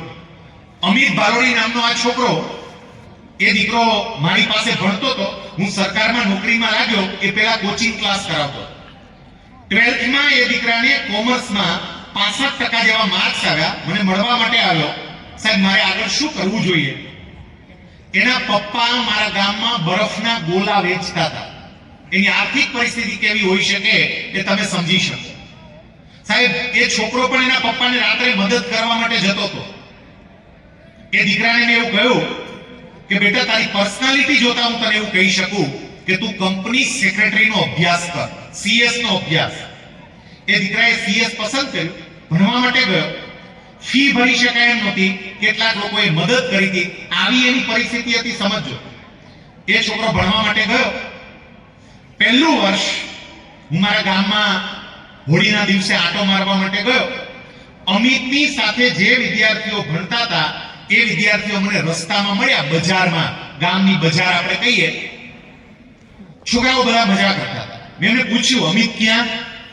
મને કે સાહેબ ખબર નહીં. હું એ દીકરાની ઘરે ગયો. સાહેબ હોળીનો દિવસ હતો. અમારે ત્યાં સૌરાષ્ટ્રમાં હોળીનો તહેવાર અત્યંત ધામધૂમથી ઉજવાય, આખું ગામ મજા કરતું હોય. હોળીના દિવસે આ છોકરો અર્થશાસ્ત્ર, ઇકોનોમિક્સ વાંચતો હતો બેઠો બેઠો. મેં કહ્યું કે બેટા આજે હોળી છે, બધા મજા કરે છે, તું અહીંયા વાંચવા બેઠો છો. એને મને જે જવાબ આપ્યો, મને કે સાહેબ મારું ઇકોનોમિક્સ નબળું છે, મારું ઇંગ્લિશ નબળું છે, આમાં ઇંગ્લિશ આવે છે અને હમણાં પરીક્ષા આવશે તો અત્યારે મારે આ તૈયારી કરી લેવી પડે ને, અત્યારે આમાં મારે ધ્યાન આપવું પડે ને. મેં પણ પેલી મજા, મને કે સાહેબ ઈ મજા કરવા જઈશ તો પછી આ મજા નહીં થઈ શકે. સાહેબ હોળીના દિવસે એ છોકરો બેઠો બેઠો પોતાની ઘરે વાંચતો હતો, પણ એનું પરિણામ શું આવ્યું મારે એ કહેવું છે. હમણાં 2 વર્ષ પહેલા મેં ગુજરાત સરકારમાંથી નિવૃત્તિ લઈ લીધી, શૈક્ષિક નિવૃત્તિ. નોકરી સિનિયર ક્લાસ 1 અધિકારી પદેથી મૂકી દીધી. મેં મારી ફેસબુક પોસ્ટ ઉપર આ લખ્યું. એ છોકરાએ વાંચ્યું એને મને કોલ કર્યો. મને કોલ કરીને મને એવું કહે છે કે સાહેબ મારે તમને મળવું છે. મેં આવ દોસ્ત મળવા માટે. એ મળવા માટે આવ્યો. ઘણા વર્ષ પછી એ છોકરો મને મળ્યો. મને એવું કહે છે કે સાહેબ તમને મારી કંપનીમાં ડિરેક્ટર બનાવવા છે. મેં તે કંપની શરૂ કરી. મને કે હા સાહેબ મારી કંપની શરૂ થઈ ગઈ. અમે કાર્બન વેસ્ટ ઉપર કામ કરીએ છીએ. હું કંપનીનો CFO અને મેનેજિંગ ડિરેક્ટર છું અને અમારી કંપની ટૂંક સમયમાં IPO લાવે છે, એટલે કે લોકોને પાસેથી રોકાણ મેળવશે. સાહેબ એની કંપનીનો IPO આવ્યો આજથી 1.5 વર્ષ પહેલા. સમજો હવે ગામડાનો છોકરો જેના પિતા બરફના ગોળા વેચે છે એવા પરિવારનો દીકરો જેને ભણવા જવું હતું ત્યારે ફી ભરવા માટે બીજાએ મદદ કરી હતી એવો દીકરો, પણ જે દીકરો આખું ગામ જલસા કરતું હતું ત્યારે બેઠો બેઠો વાંચતો તો એ દીકરો એની કંપનીનો IPO આવ્યો. એને 52 કરોડ રૂપિયાની જરૂર હતી. 52 કરોડની સામે એના IPO ને આખી દુનિયાએ એટલો જબરજસ્ત રિસ્પોન્સ આપ્યો. નહીતર ગામડાના છોકરાને કોણ ઓળખે, પણ આ છોકરાએ પોતાની કંપનીની પ્રોફાઇલ એ પ્રકારની તૈયાર કરી અને પ્રોફાઇલને કારણે અમેરિકન બેંક જેવી નામાંકિત બેંકોએ પણ એની કંપનીમાં રોકાણ કર્યું. એને જરૂર હતી માત્ર 52 કરોડ રૂપિયાની અને એની સામે 3 જ દિવસની અંદર વિધિન 3 days, કારણ કે 2 દિવસ વચ્ચે રજા આવતા હતા, 3 દિવસની અંદર સમગ્ર વિશ્વમાંથી કુલ 5,870 કરોડ રૂપિયા એને મળ્યા. 5,870 કરોડ. કોઈના ભેજામાં ન ઉતરે, પણ આ નવી વાસ્તવિકતા છે. જેને ફી ભરવાના પૈસા નહીં અને એની કંપનીમાં 5,870 કરોડનું રોકાણ થાય, નિયમ પ્રમાણે રાખી ના શકે, પાછા આપ્યા 52 કરોડ રાખી શકે, પણ આ 1.5 વર્ષની અંદર એની કંપનીની નેટવર્થ અત્યારે 450 કરોડની છે. સાહેબ જે છોકરો ગામડાનો સામાન્ય આ કક્ષાએ પહોંચી ગયો, કેમ? મારે એ કેવું છે કેમ? કારણ કે એ જ્યારે બાકીના જલસા કરતા હતા ને ત્યારે વાંચતો હતો, ત્યારે દીકરો મહેનત કરતો હતો. અને એટલે મારે આ ટોચા સહન કરવા પડે, મારે મહેનત કરવી પડે, મારે થોડુંક મોજ મજાને એક બાજુ મૂકી અને ધ્યાન આપવું પડે. હું ઘણી વખત કહું કે અમિતની સાથે જે મોજ મજા કરનારા છોકરાઓ હતા એ આજે ફેસબુકનો યુઝ કરે છે, ઇન્સ્ટાનો યુઝ કરે છે. આ અમિત જેની હું તમને વાત કરું છું એ પણ ફેસબુકનો યુઝ કરે છે, ઇન્સ્ટાનો યુઝ કરે છે. બે વચ્ચે તફાવત ક્યાં પડે છે સમજો. પેલા બાકીના છોકરા જ્યારે ભણવાનું હતું ત્યારે મજા કરી લીધી, અત્યારે થોડા હેરાન થાય છે, ફેસબુકનો અને ઇન્સ્ટાનો ઉપયોગ કરે છે. એ એમાં પોસ્ટ મૂકે અને પોસ્ટમાં લખ્યું હોય એન્જોયિંગ એટ સાસણગીર, ફોટો મૂક્યો હોય, સાસણગીર ફરવા ગયા હોય. એન્જોયિંગ એટ પાવાગઢ, પાવાગઢનો ફોટો મૂક્યો હોય. એન્જોયિંગ રોપવે ગબ્બર, ગબ્બરનો ફોટો મૂક્યો હોય. અને એની સામે પેલો અમિત એ પણ ફોટા મૂકે છે, પણ એ શું લખે છે ખબર સ્ટેટસમાં? Enjoying at Switzerland, enjoying at golden bridge London, enjoying at BMBS Hindu Mandir Abu Dhabi. એ વિશ્વના જુદા જુદા દેશો ફરે છે અને આ ગુજરાતના ગામડા ફરે છે. આટલો નક્કી તમારે કરવાનું છે તમારે શું કરવું છે. કેટલીક વાતો કડવી લાગશે, પણ સાહેબ દવા કડવી જ હોય એ સમજો. અને એટલે જલસાઓને એક બાજુ મૂકી અને અત્યારે મહેનત કરવાનો સમય છે ને, મહેનત કરી લેજો. પાછળ જેટલા મમ્મી પપ્પા બેઠા, મારા મમ્મી પપ્પાઓને કેવું છે, આપણે સામે ચાલીને કેટલીક વખત આપણા દીકરા અને દીકરીઓના હાથમાં મોબાઈલ આપ્યા છે. આ મમ્મી પપ્પાઓને કેવું છે કે જન્મદિવસના દિવસે તમારા દીકરા અને દીકરીઓને તમે મોબાઈલ આપો છો, એ મોબાઈલ નથી આપતા, એની બરબાદી આપો છો, એ સમજજો. કારણ કે આ બિચારાને ખબર જ નથી. અને એના કરતાંય મોબાઈલની ટેકનોલોજીને ત્યારે સમજવાનો પ્રયત્ન કરજો. કોઈ એક્સપર્ટ હોય એની જોડે જરા વાત તો કરજો, તમને ખબર પડે સાહેબ. આ મોબાઈલના અલ્ગોરિધમ આખા એવી રીતે, એટલે મોબાઈલ એટલે જે સોશિયલ મીડિયાની સાઇટો ચાલે છે એના અલ્ગોરિધમ એવી રીતે સેટ થયેલા હોય. અત્યારે શૈલેષ સત્પરિયા પ્રવચન કરવા માટે વિજાપુર આવ્યા છે અને આશ એજ્યુકેશન સંકુલમાં એ વાત કરી રહ્યા છે. એ ગૂગલને ખબર છે. ગૂગલને બધી ખબર છે, તમામે તમામ. અહીંયા જેટલા બેઠા ને, તમે કઈ ચાક દાબો છો, શું જુઓ છો, કયો ફોટો જુઓ છો, કયો ફોટો 2 વાર જોયો, કયો ફોટો 5 વાર જોયો, કયો વિડિયો 3 વાર જોયો, એ બધી ખબર છે. અને એ બધી ખબર હોવાને કારણે તમે જેવું જોવો એવું તમને વારે વારે બતાવ્યા કરે. અને આ ઉંમરને કારણે પગ લપસતા બિલકુલ વાર ના લાગે, પગ લપસી જાય અને પછી હેરાન થાય. એનું ધ્યાન વાલીઓએ રાખવાની જરૂર છે. વિચારજો, આ તો આટલી સરસ મજાની સંસ્કારી સ્કૂલ છે, બાકી હવે શાળાઓની અંદર પણ ડ્રગ્સ પહોંચી ગયું છે. સાહેબ, શાળાઓમાં ડ્રગ્સ આવી ગયું. આ છાપાઓમાં સમાચાર વાંચો, 5000 કરોડનું ડ્રગ્સ પકડાણું, 2000 કરોડનું ડ્રગ્સ પકડાણું, હમણાં 1300 કરોડનું ડ્રગ્સ પકડાણું. તે જાય છે ક્યાં બધું? છેક સ્કૂલ સુધી આ આવી ગયું છે અને હજુ આપણે નિંદરમાં છીએ. વાલી તરીકે આ વિચાર કરવો પડે કે મારે મારા સંતાન માટે હવે સમય આપવો પડે, ધ્યાન રાખવું પડે આ લોકો માટે. અને મેં તમને કહ્યું ને કે વાલી તરીકે 1-2 ફરજિયાત કરાવીશ. પહેલું કે મહેરબાની કરીને આને મોબાઈલથી દૂર રાખજો. મોબાઈલ આને બહુ આપતા નહીં.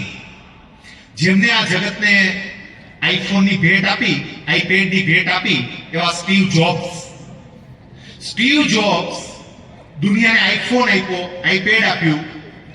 એ વ્યક્તિનો મિત્ર જ્યારે સ્ટીવ જોબ્સને મળવા માટે એની ઘરે ગયો, ડાઇનિંગ ટેબલ ઉપર બધા જમતા હતા. સ્ટીવ જોબ્સનો મિત્ર સ્ટીવ જોબ્સને એવું પૂછે છે, એવું કહે છે કે આ તે દુનિયાને આઈફોન આપ્યો, પણ તારા 2 સંતાન છે, ટીનેજર છે, અને આ એજમાં એ આઈફોન નું કયું મોડેલ વાપરે છે?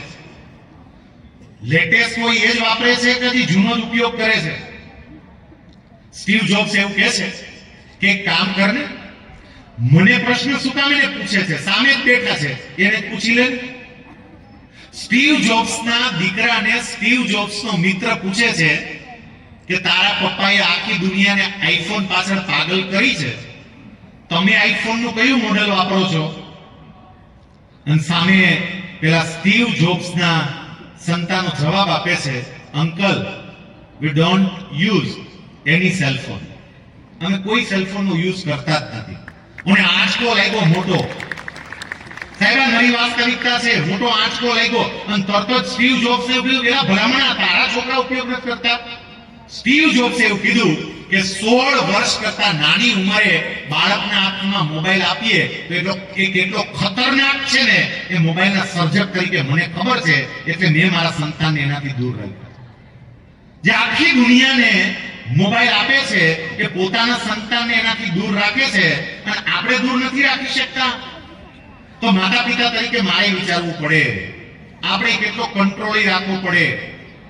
આ તમારા દીકરા અને દીકરીઓ મોબાઈલનો ઓછો ઉપયોગ કરે એવું માતા પિતા તરીકે તમે બધા ઈચ્છતા હોય તો તમારે શું કરવું જોઈએ એનો એક ઉપાય હું તમને બતાવું. હું એક ગુજરાતી કહેવત બોલીશ, પણ હું કહેવત અડધી જ બોલવાનો છું, બાકીની અડધી તમામ પેરેન્ટ્સે પૂરી કરવાની છે. વિદ્યાર્થીઓએ કાંઈ બોલવાનું નથી, પેરેન્ટ્સ બોલશે. પાછળ જેટલા બેઠા ને મમ્મી પપ્પા, હું અડધી જ કહેવત બોલીશ. મને ખબર છે કે એ કહેવત તમને આવડે છે એટલે તમારે ઊંચા અવાજે બોલવાનું છે. અહીંયા મારા સુધી અવાજ પહોંચે ને સંભળાય એવી રીતે. મૂંગા પેરેન્ટ્સ નહીં બોલ બેસતા, પ્લીઝ સેજ ઊંચા અવાજે બોલજો. ઓકે, હું અડધી બોલીશ, બાકીની અડધી બધા પેરેન્ટ્સ પૂરી કરશે. ગુજરાતી કહેવત છે, કૂવામાં હોય તો પૂરું થઈ ગયું ભાઈ. આનામાં જે ઈચ્છો છો એ પહેલા તો આપણામાં આવવું જોઈએ. પેરેન્ટ્સ તરીકે આપણે આપણી જાતને સવાલ પૂછીએ તો સમજાય સાહેબ કે આપણો કેટલો સમય આ મોબાઈલમાં જાય છે.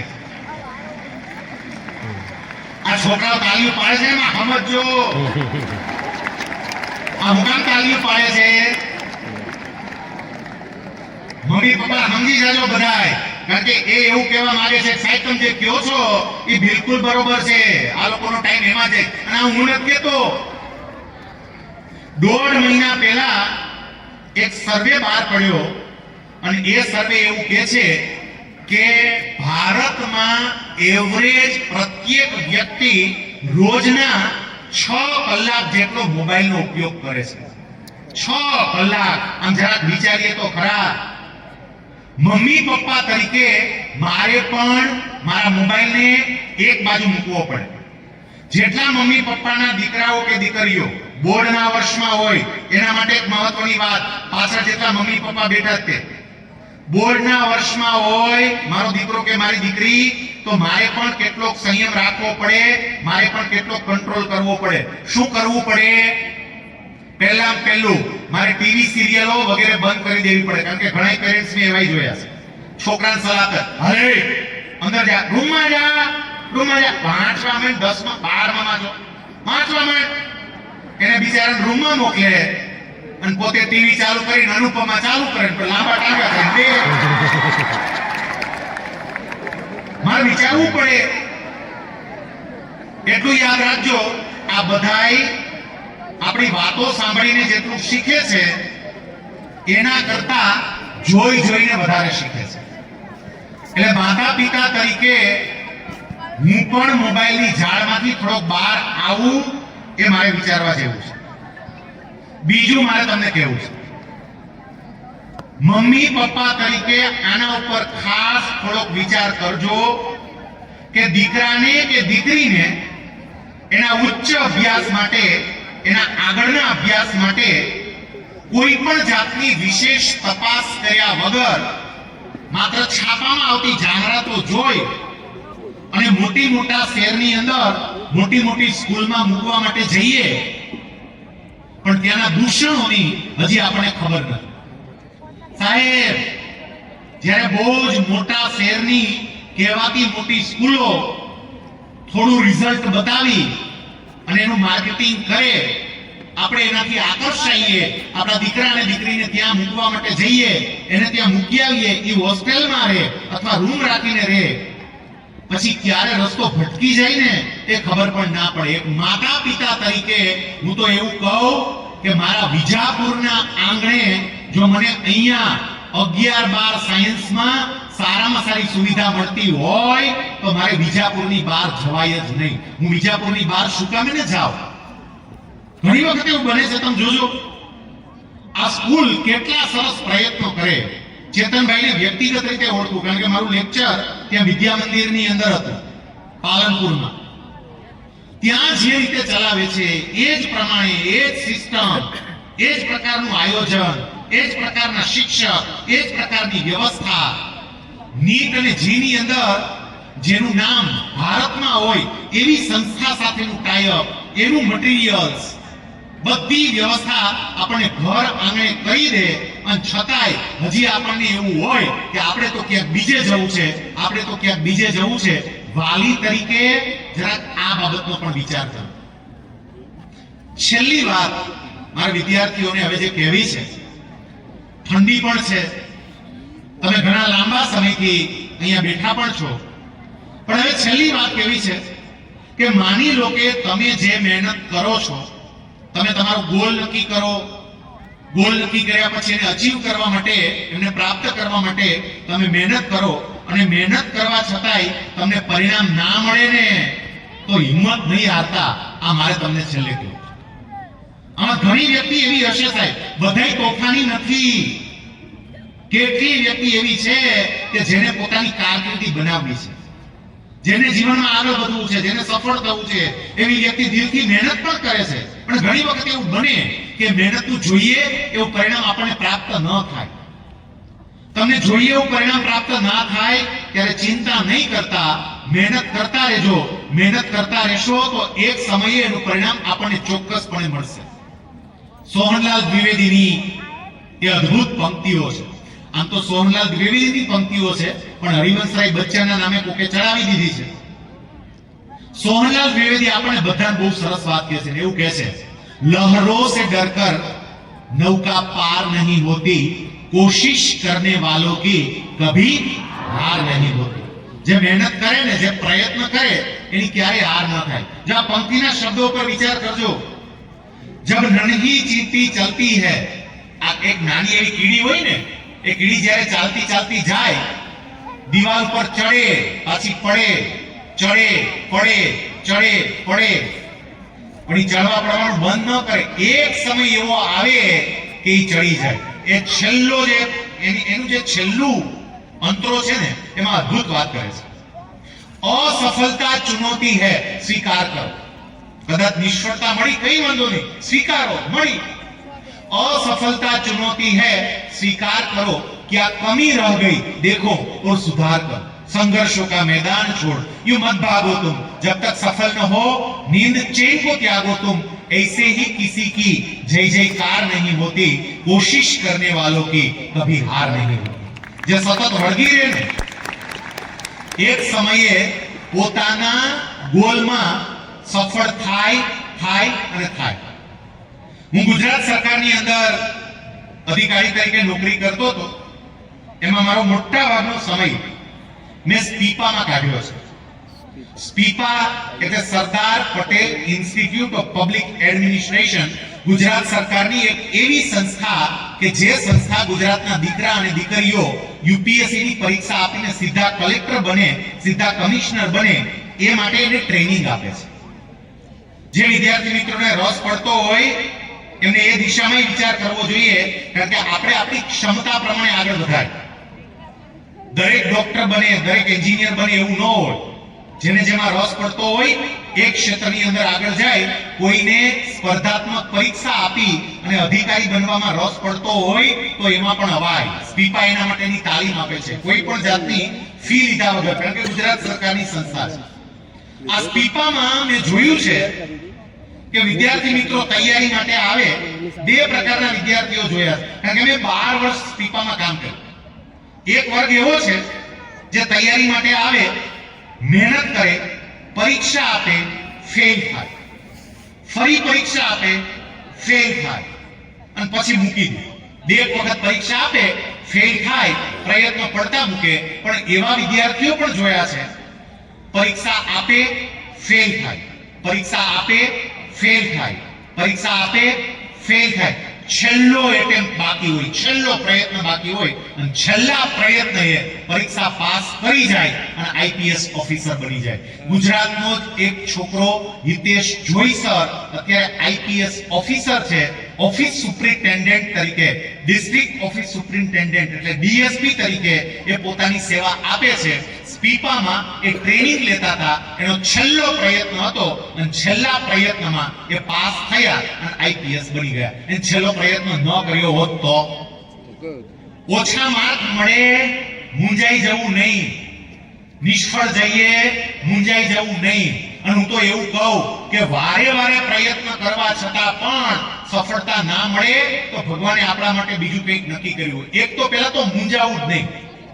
અને એ બેસ્ટ કોઈનામાંથી જો પ્રેરણા લેવા જેવી હોય ને તો હું ઘણી વખત કહું કે આ પ્રેરણા રાજકારણીમાંથી લેવા જેવી છે. સમજો, ગમે એટલી વાર ચૂંટણી હારે ને બે એક નહીં, બોલો તમે પૂછો ટિકિટ જોઈએ છે, એક પણ ના પાડે મારા પાસે લાવજો.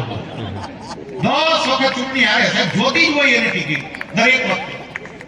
અને એનું તમે એનો આત્મવિશ્વાસ તો જુઓ. ચૂંટણી હાર્યા હોય, હજી તો મતદાન કેન્દ્રની બહાર, કારણ કે રિઝલ્ટ આવી ગયું હોય, બહાર નીકળે, આપણે એમ થાય કે ચૂંટણી પ્રચાર વખતે આને જે રાડારાડી કરી હતી, હવે આમાં શું કરશે, જવાબ કેમનો આપશે લોકોને. અને ઓલા મીડિયા વાળા કેમેરા લઈને એની પાસે જાય અને એને પૂછે શું કહેવાનું છે તમારે, અને એનો જવાબ તો તમે જોજો. જનતા જનાર્દનનો ચુકાદો અમને શિરોમાન્ય છે, લોકોની વચ્ચે જશું, અમારી શું ભૂલ રહી ગઈ અમે એની તપાસ કરશું, ફરીથી પ્રયત્ન કરશું. લોકોની છે હું હેઠો બેહીશ એમ તો બોલે જ નહીં, હું પાછી. અને સાહેબ એવી ઘટનાઓ બની છે કે 2-3 ચૂંટણી હારી ગયા પછી પણ પ્રયત્ન પડતા ના મૂકે, જીતે અને પાછા મંત્રી બની લાલ લાઈટ વાળી ગાડીમાં આટાઈ મારે. આવી ઘટના બની છે. તો એમની પાસેથી શીખવું. 1947 આપણે આઝાદ થયા. ખરેખર અહીંયા મંચ ઉપર જેટલા બેઠા આ ઘટના પર વિચારવા જેવું. 1947 આપણે આઝાદ થયા, અત્યારે 2024 ચાલે છે. આપણે આઝાદ થયા એને 76-77 વર્ષ થઈ ગયા. સાહેબ આટલા લાંબા ઇતિહાસમાં એક ઘટના મને એવી શોધીને બતાવો કે કોઈ રાજકારણી ચૂંટણી હારવાને કારણે આપઘાત થયો હોય. બોલો લે આ વાત. ચૂંટણી હારીને આપઘાત કરવાનો હવે તો કેમ જીતવું? એટલે આપણે હું કામ નબળા વિચાર કરીએ છીએ? અને એ એક વખત ચૂંટણી હારે તો નસીબ અજમાવવા માટે એને 5 વર્ષ પછી મોકો મળે. અને આપણને તો કદાચ નીટમાં કે જીમાં ઓછા માર્ક આવ્યા, મેડિકલમાં કે આઈઆઈટી એનઆઈટી માં એડમિશન નથી મળતું તો બીજા વર્ષે પાછી આપી શકીએ. આપણે તો એક જ વર્ષ રાહ જોવાની, બોલે 5 વર્ષ રાહ જોવી પડે. એક બાબત આ કે હું હિંમત નહીં હારું, મારું પરિણામ નબળું આવે સ્વીકારીશ, નબળા પરિણામને સ્વીકારીને પણ આગળ વધીશ. અને બીજી બાબત કે કદાચ તમે મહેનત કરો, તમે પ્રયત્ન કરો, દિલથી પ્રયત્ન કરો અને છતાંય તમને તમારું ધાર્યું પરિણામ ના મળે તો એટલો વિશ્વાસ પણ રાખજો કે ઉપરવાળા તમને કંઈક વધારે સારું આપવા માંગતા હશે. ઉપરવાળા પર પણ વિશ્વાસ રાખજો. મારે એક ઘટના છેલ્લે તમને કહેવી છે અને આ ઘટના જરા ધ્યાનથી સાંભળજો, આપણને ખબર પડે. ઘણી વખત આપણને એવું થાય કે મેં આટલી મહેનત કરી અને મને માર્ક કેમ ના આવ્યા. એની પાછળનું એક કારણ હોય, કારણ કે ઉપરવાળા બીજું કંઈક ઈચ્છતા હોય તે આપણને ખબર ના પડે. ડોક્ટર એપીજે અબ્દુલ કલામ, એનું એક સપનું હતું કે મારે ફાઇટર પ્લેનના પાયલોટ બનવું છે. આ એનું સપનું હતું, ફાઇટર પ્લેનના પાયલોટ બનવાનું. સાહેબ, ફાઇટર પ્લેનના પાયલોટ બનવા માટે એને તૈયારી કરી. આપણા ઇન્ડિયન એરફોર્સની રિક્રુટમેન્ટ આવી, જાહેરાત પાયલોટની ભરતીની, એમાં એને એપ્લાય કર્યું. એની એક્ઝામ હોય, એક પછી એક એક્ઝામ પાસ કરતા ગયા અને છેલ્લા સ્ટેજમાં પહોંચી ગયા.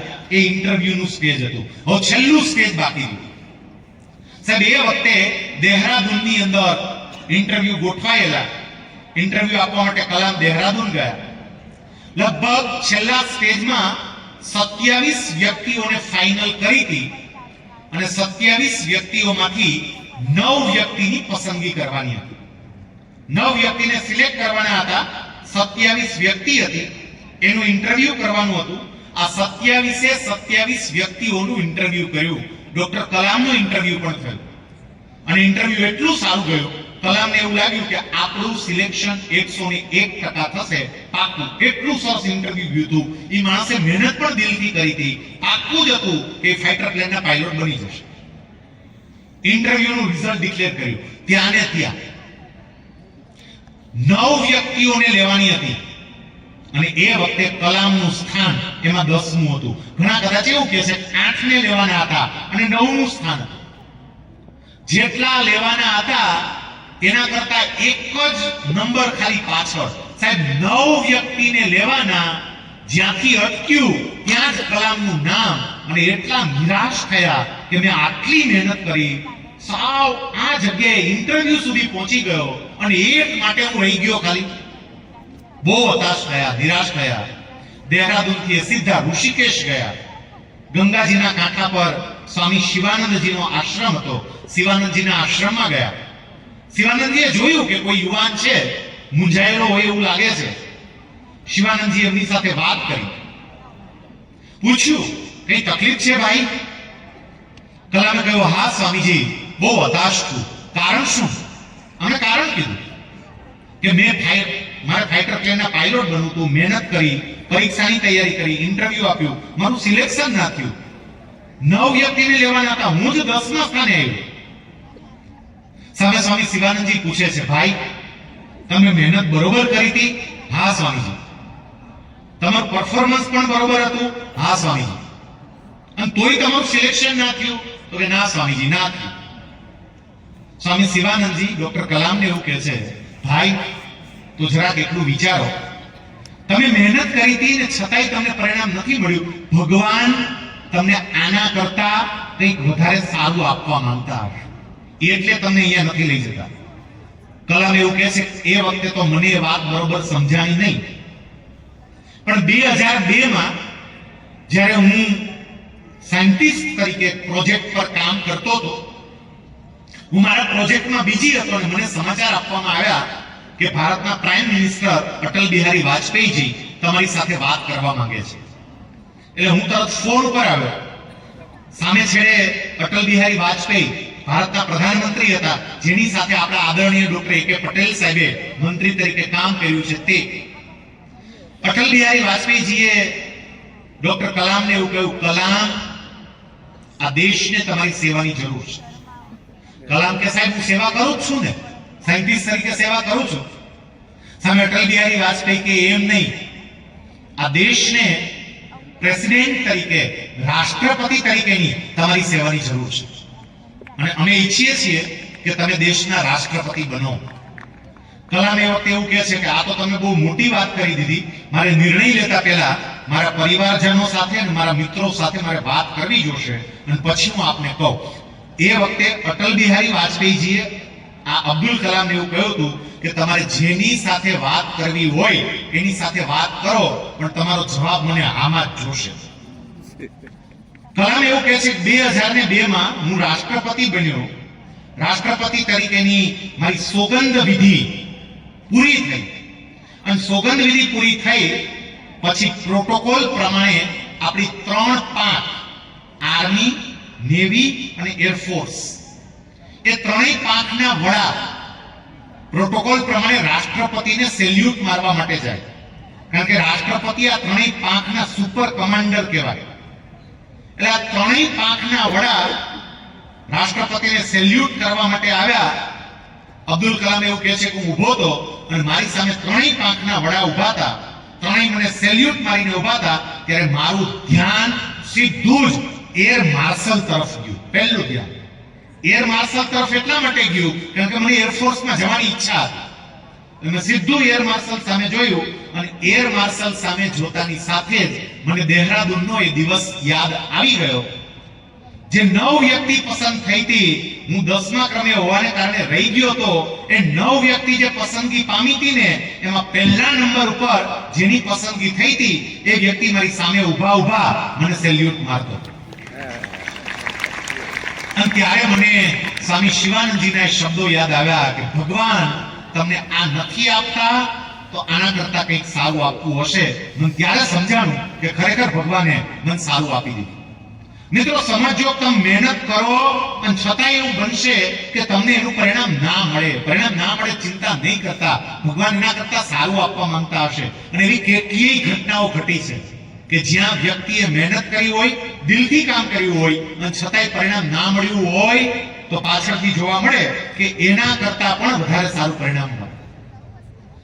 મેં તમારા માટે જેમ વાત કરી એમ છેલ્લી નાની વાત પેરેન્ટ્સ માટે, પછી આપણે વાતને પૂરી કરીએ. તમે આટલી મોટી સંખ્યામાં અહીંયા આવ્યા પેરેન્ટ્સ તરીકે. તમે આસપાસના ગામડામાંથી આવ્યા કે વિજાપુરમાંથી આવ્યા. અત્યારે રાતના 11:15 વાગ્યા અને 11:15 વાગ્યા સુધી હજુય તમે બેઠા બેઠા આ વાત સાંભળો છો. સાહેબ એટલું યાદ રાખજો, તમારી સૌથી મોટામાં મોટી જો કોઈ સંપત્તિ હોય, સૌથી મોટામાં મોટી સંપત્તિ તો એ તમારા સંતાનો છે. આ ભૂલતા નહીં. બાકીની સંપત્તિ ઠીક છે, તમે 50 વર્ષ પછી કોઈ પણ પ્રકારના સામાજિક કાર્યક્રમોમાં જશો ને તો તમારા સગાવાલા, તમારા સંબંધીઓ તમને એમ નહીં પૂછે કે નવા કેટલા પ્લોટ લીધા, બંગલામાં કેટલા રૂમો નવા બનાવ્યા, કેટલી જમીન લીધી. તમને તમારા સામાજિક કાર્યક્રમોમાં મળતા સગાઓ એક જ સવાલ પૂછશે, દીકરો શું કરે છે, દીકરી શું કરે છે. મારા માટે મારા સંતાન સૌથી મોટી મૂડી છે અને એનું જતન કરવું એ મારી જવાબદારી છે. આપણે કરીએ જ છીએ, પણ હવે થોડાક આપણા રોલ્સ બદલાઈ જાય છે. એ સમજો, આ જનરેશન અલગ પ્રકારની છે.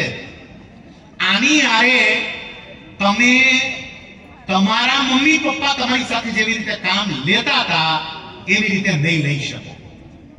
આપણા મમ્મી પપ્પા આપણી પાસે કેવી રીતે કામ લેતા હતા, સામે જેટલા પેરેન્ટ્સ બેઠા છે યાદ કરો તો. આપણને કઈ કેવું હોય, આપણા મમ્મી પપ્પા શું કરતા હતા? આપણા મમ્મી પપ્પા કાંઈ નહોતા કહેતા, ધોર જ મારતા હતા સીધી, ઠપઠપાવે.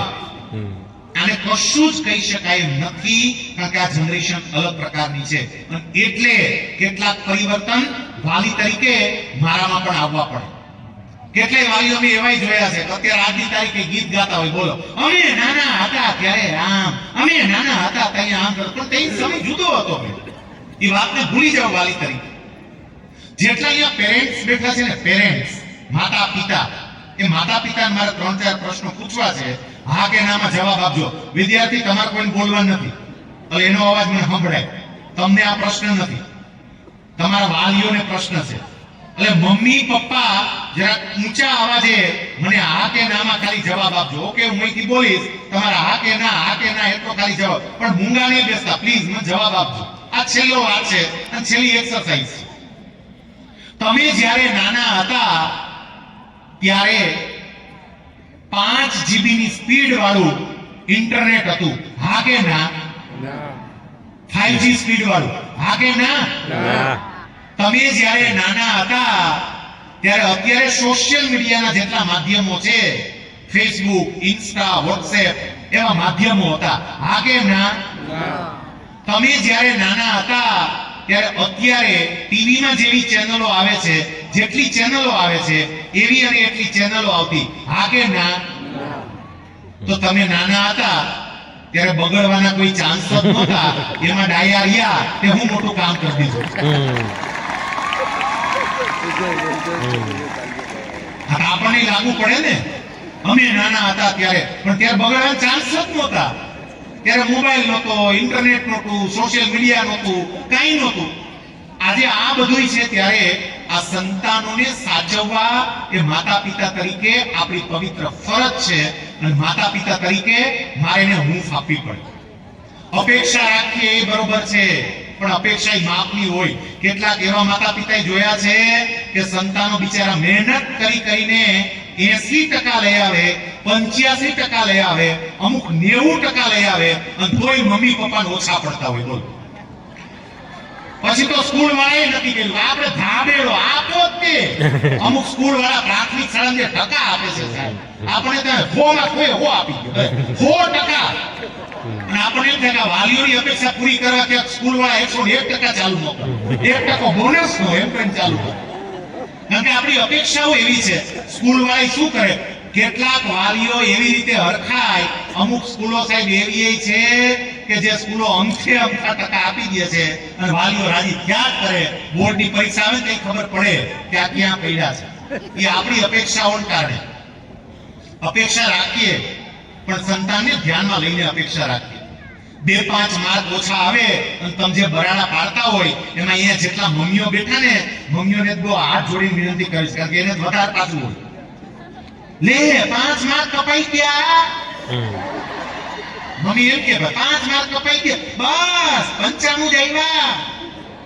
આપણા સંતાનના 90 માર્ક, 95 માર્ક, 80 માર્ક તમને ઓછા લાગતા હોય ને ત્યારે સુટકેસમાં હાચવીને રાખેલી તમારી માર્કશીટ કાઢી એકવાર એમાં નજર નાખી લેજો. નજર નાખજો. યાદ છે આપણે તો 2 વિષયના ભેગા કરે ને તોય 95 નો થતા, અને ઘણાઈને બધાય ભેગા કરે તોય નો થતા. ક્યારેક આપણી માર્કશીટ આ જનરેશનના હાથમાં આવી ગઈ હોય, ઓલા જોવે અને માર્કની બાજુમાં ઓલા ફુદેડી મૂકી હોય, ફુદેડી. એટલે પૂછે, હે પપ્પા આ ફુદેડી શેની છે? પપ્પા જવાબ આપે, બેટા અમને અમારા ટીચર સ્ટાર આપતા હતા, સ્ટાર છે. એને કેમ કેવું કે ચડાવ પાસ થઈ જતા. સાહેબ મારે એ કહેવું છે કે વર્તમાન સમયે આ લોકોની માનસિકતા સમજી અને પ્રેમપૂર્વક એની સાથે કામ લેજો. આજના દિવસે આસ એજ્યુકેશન ટ્રસ્ટ દ્વારા વિજાપુરના આંગણે અમૃત વિદ્યાધામ કેમ્પસની અંદર આ સરસ મજાના પ્રેરણાત્મક સેમિનારનું આયોજન કરવામાં આવ્યું. તમે બધા આવ્યા વાતો સાંભળવા માટે.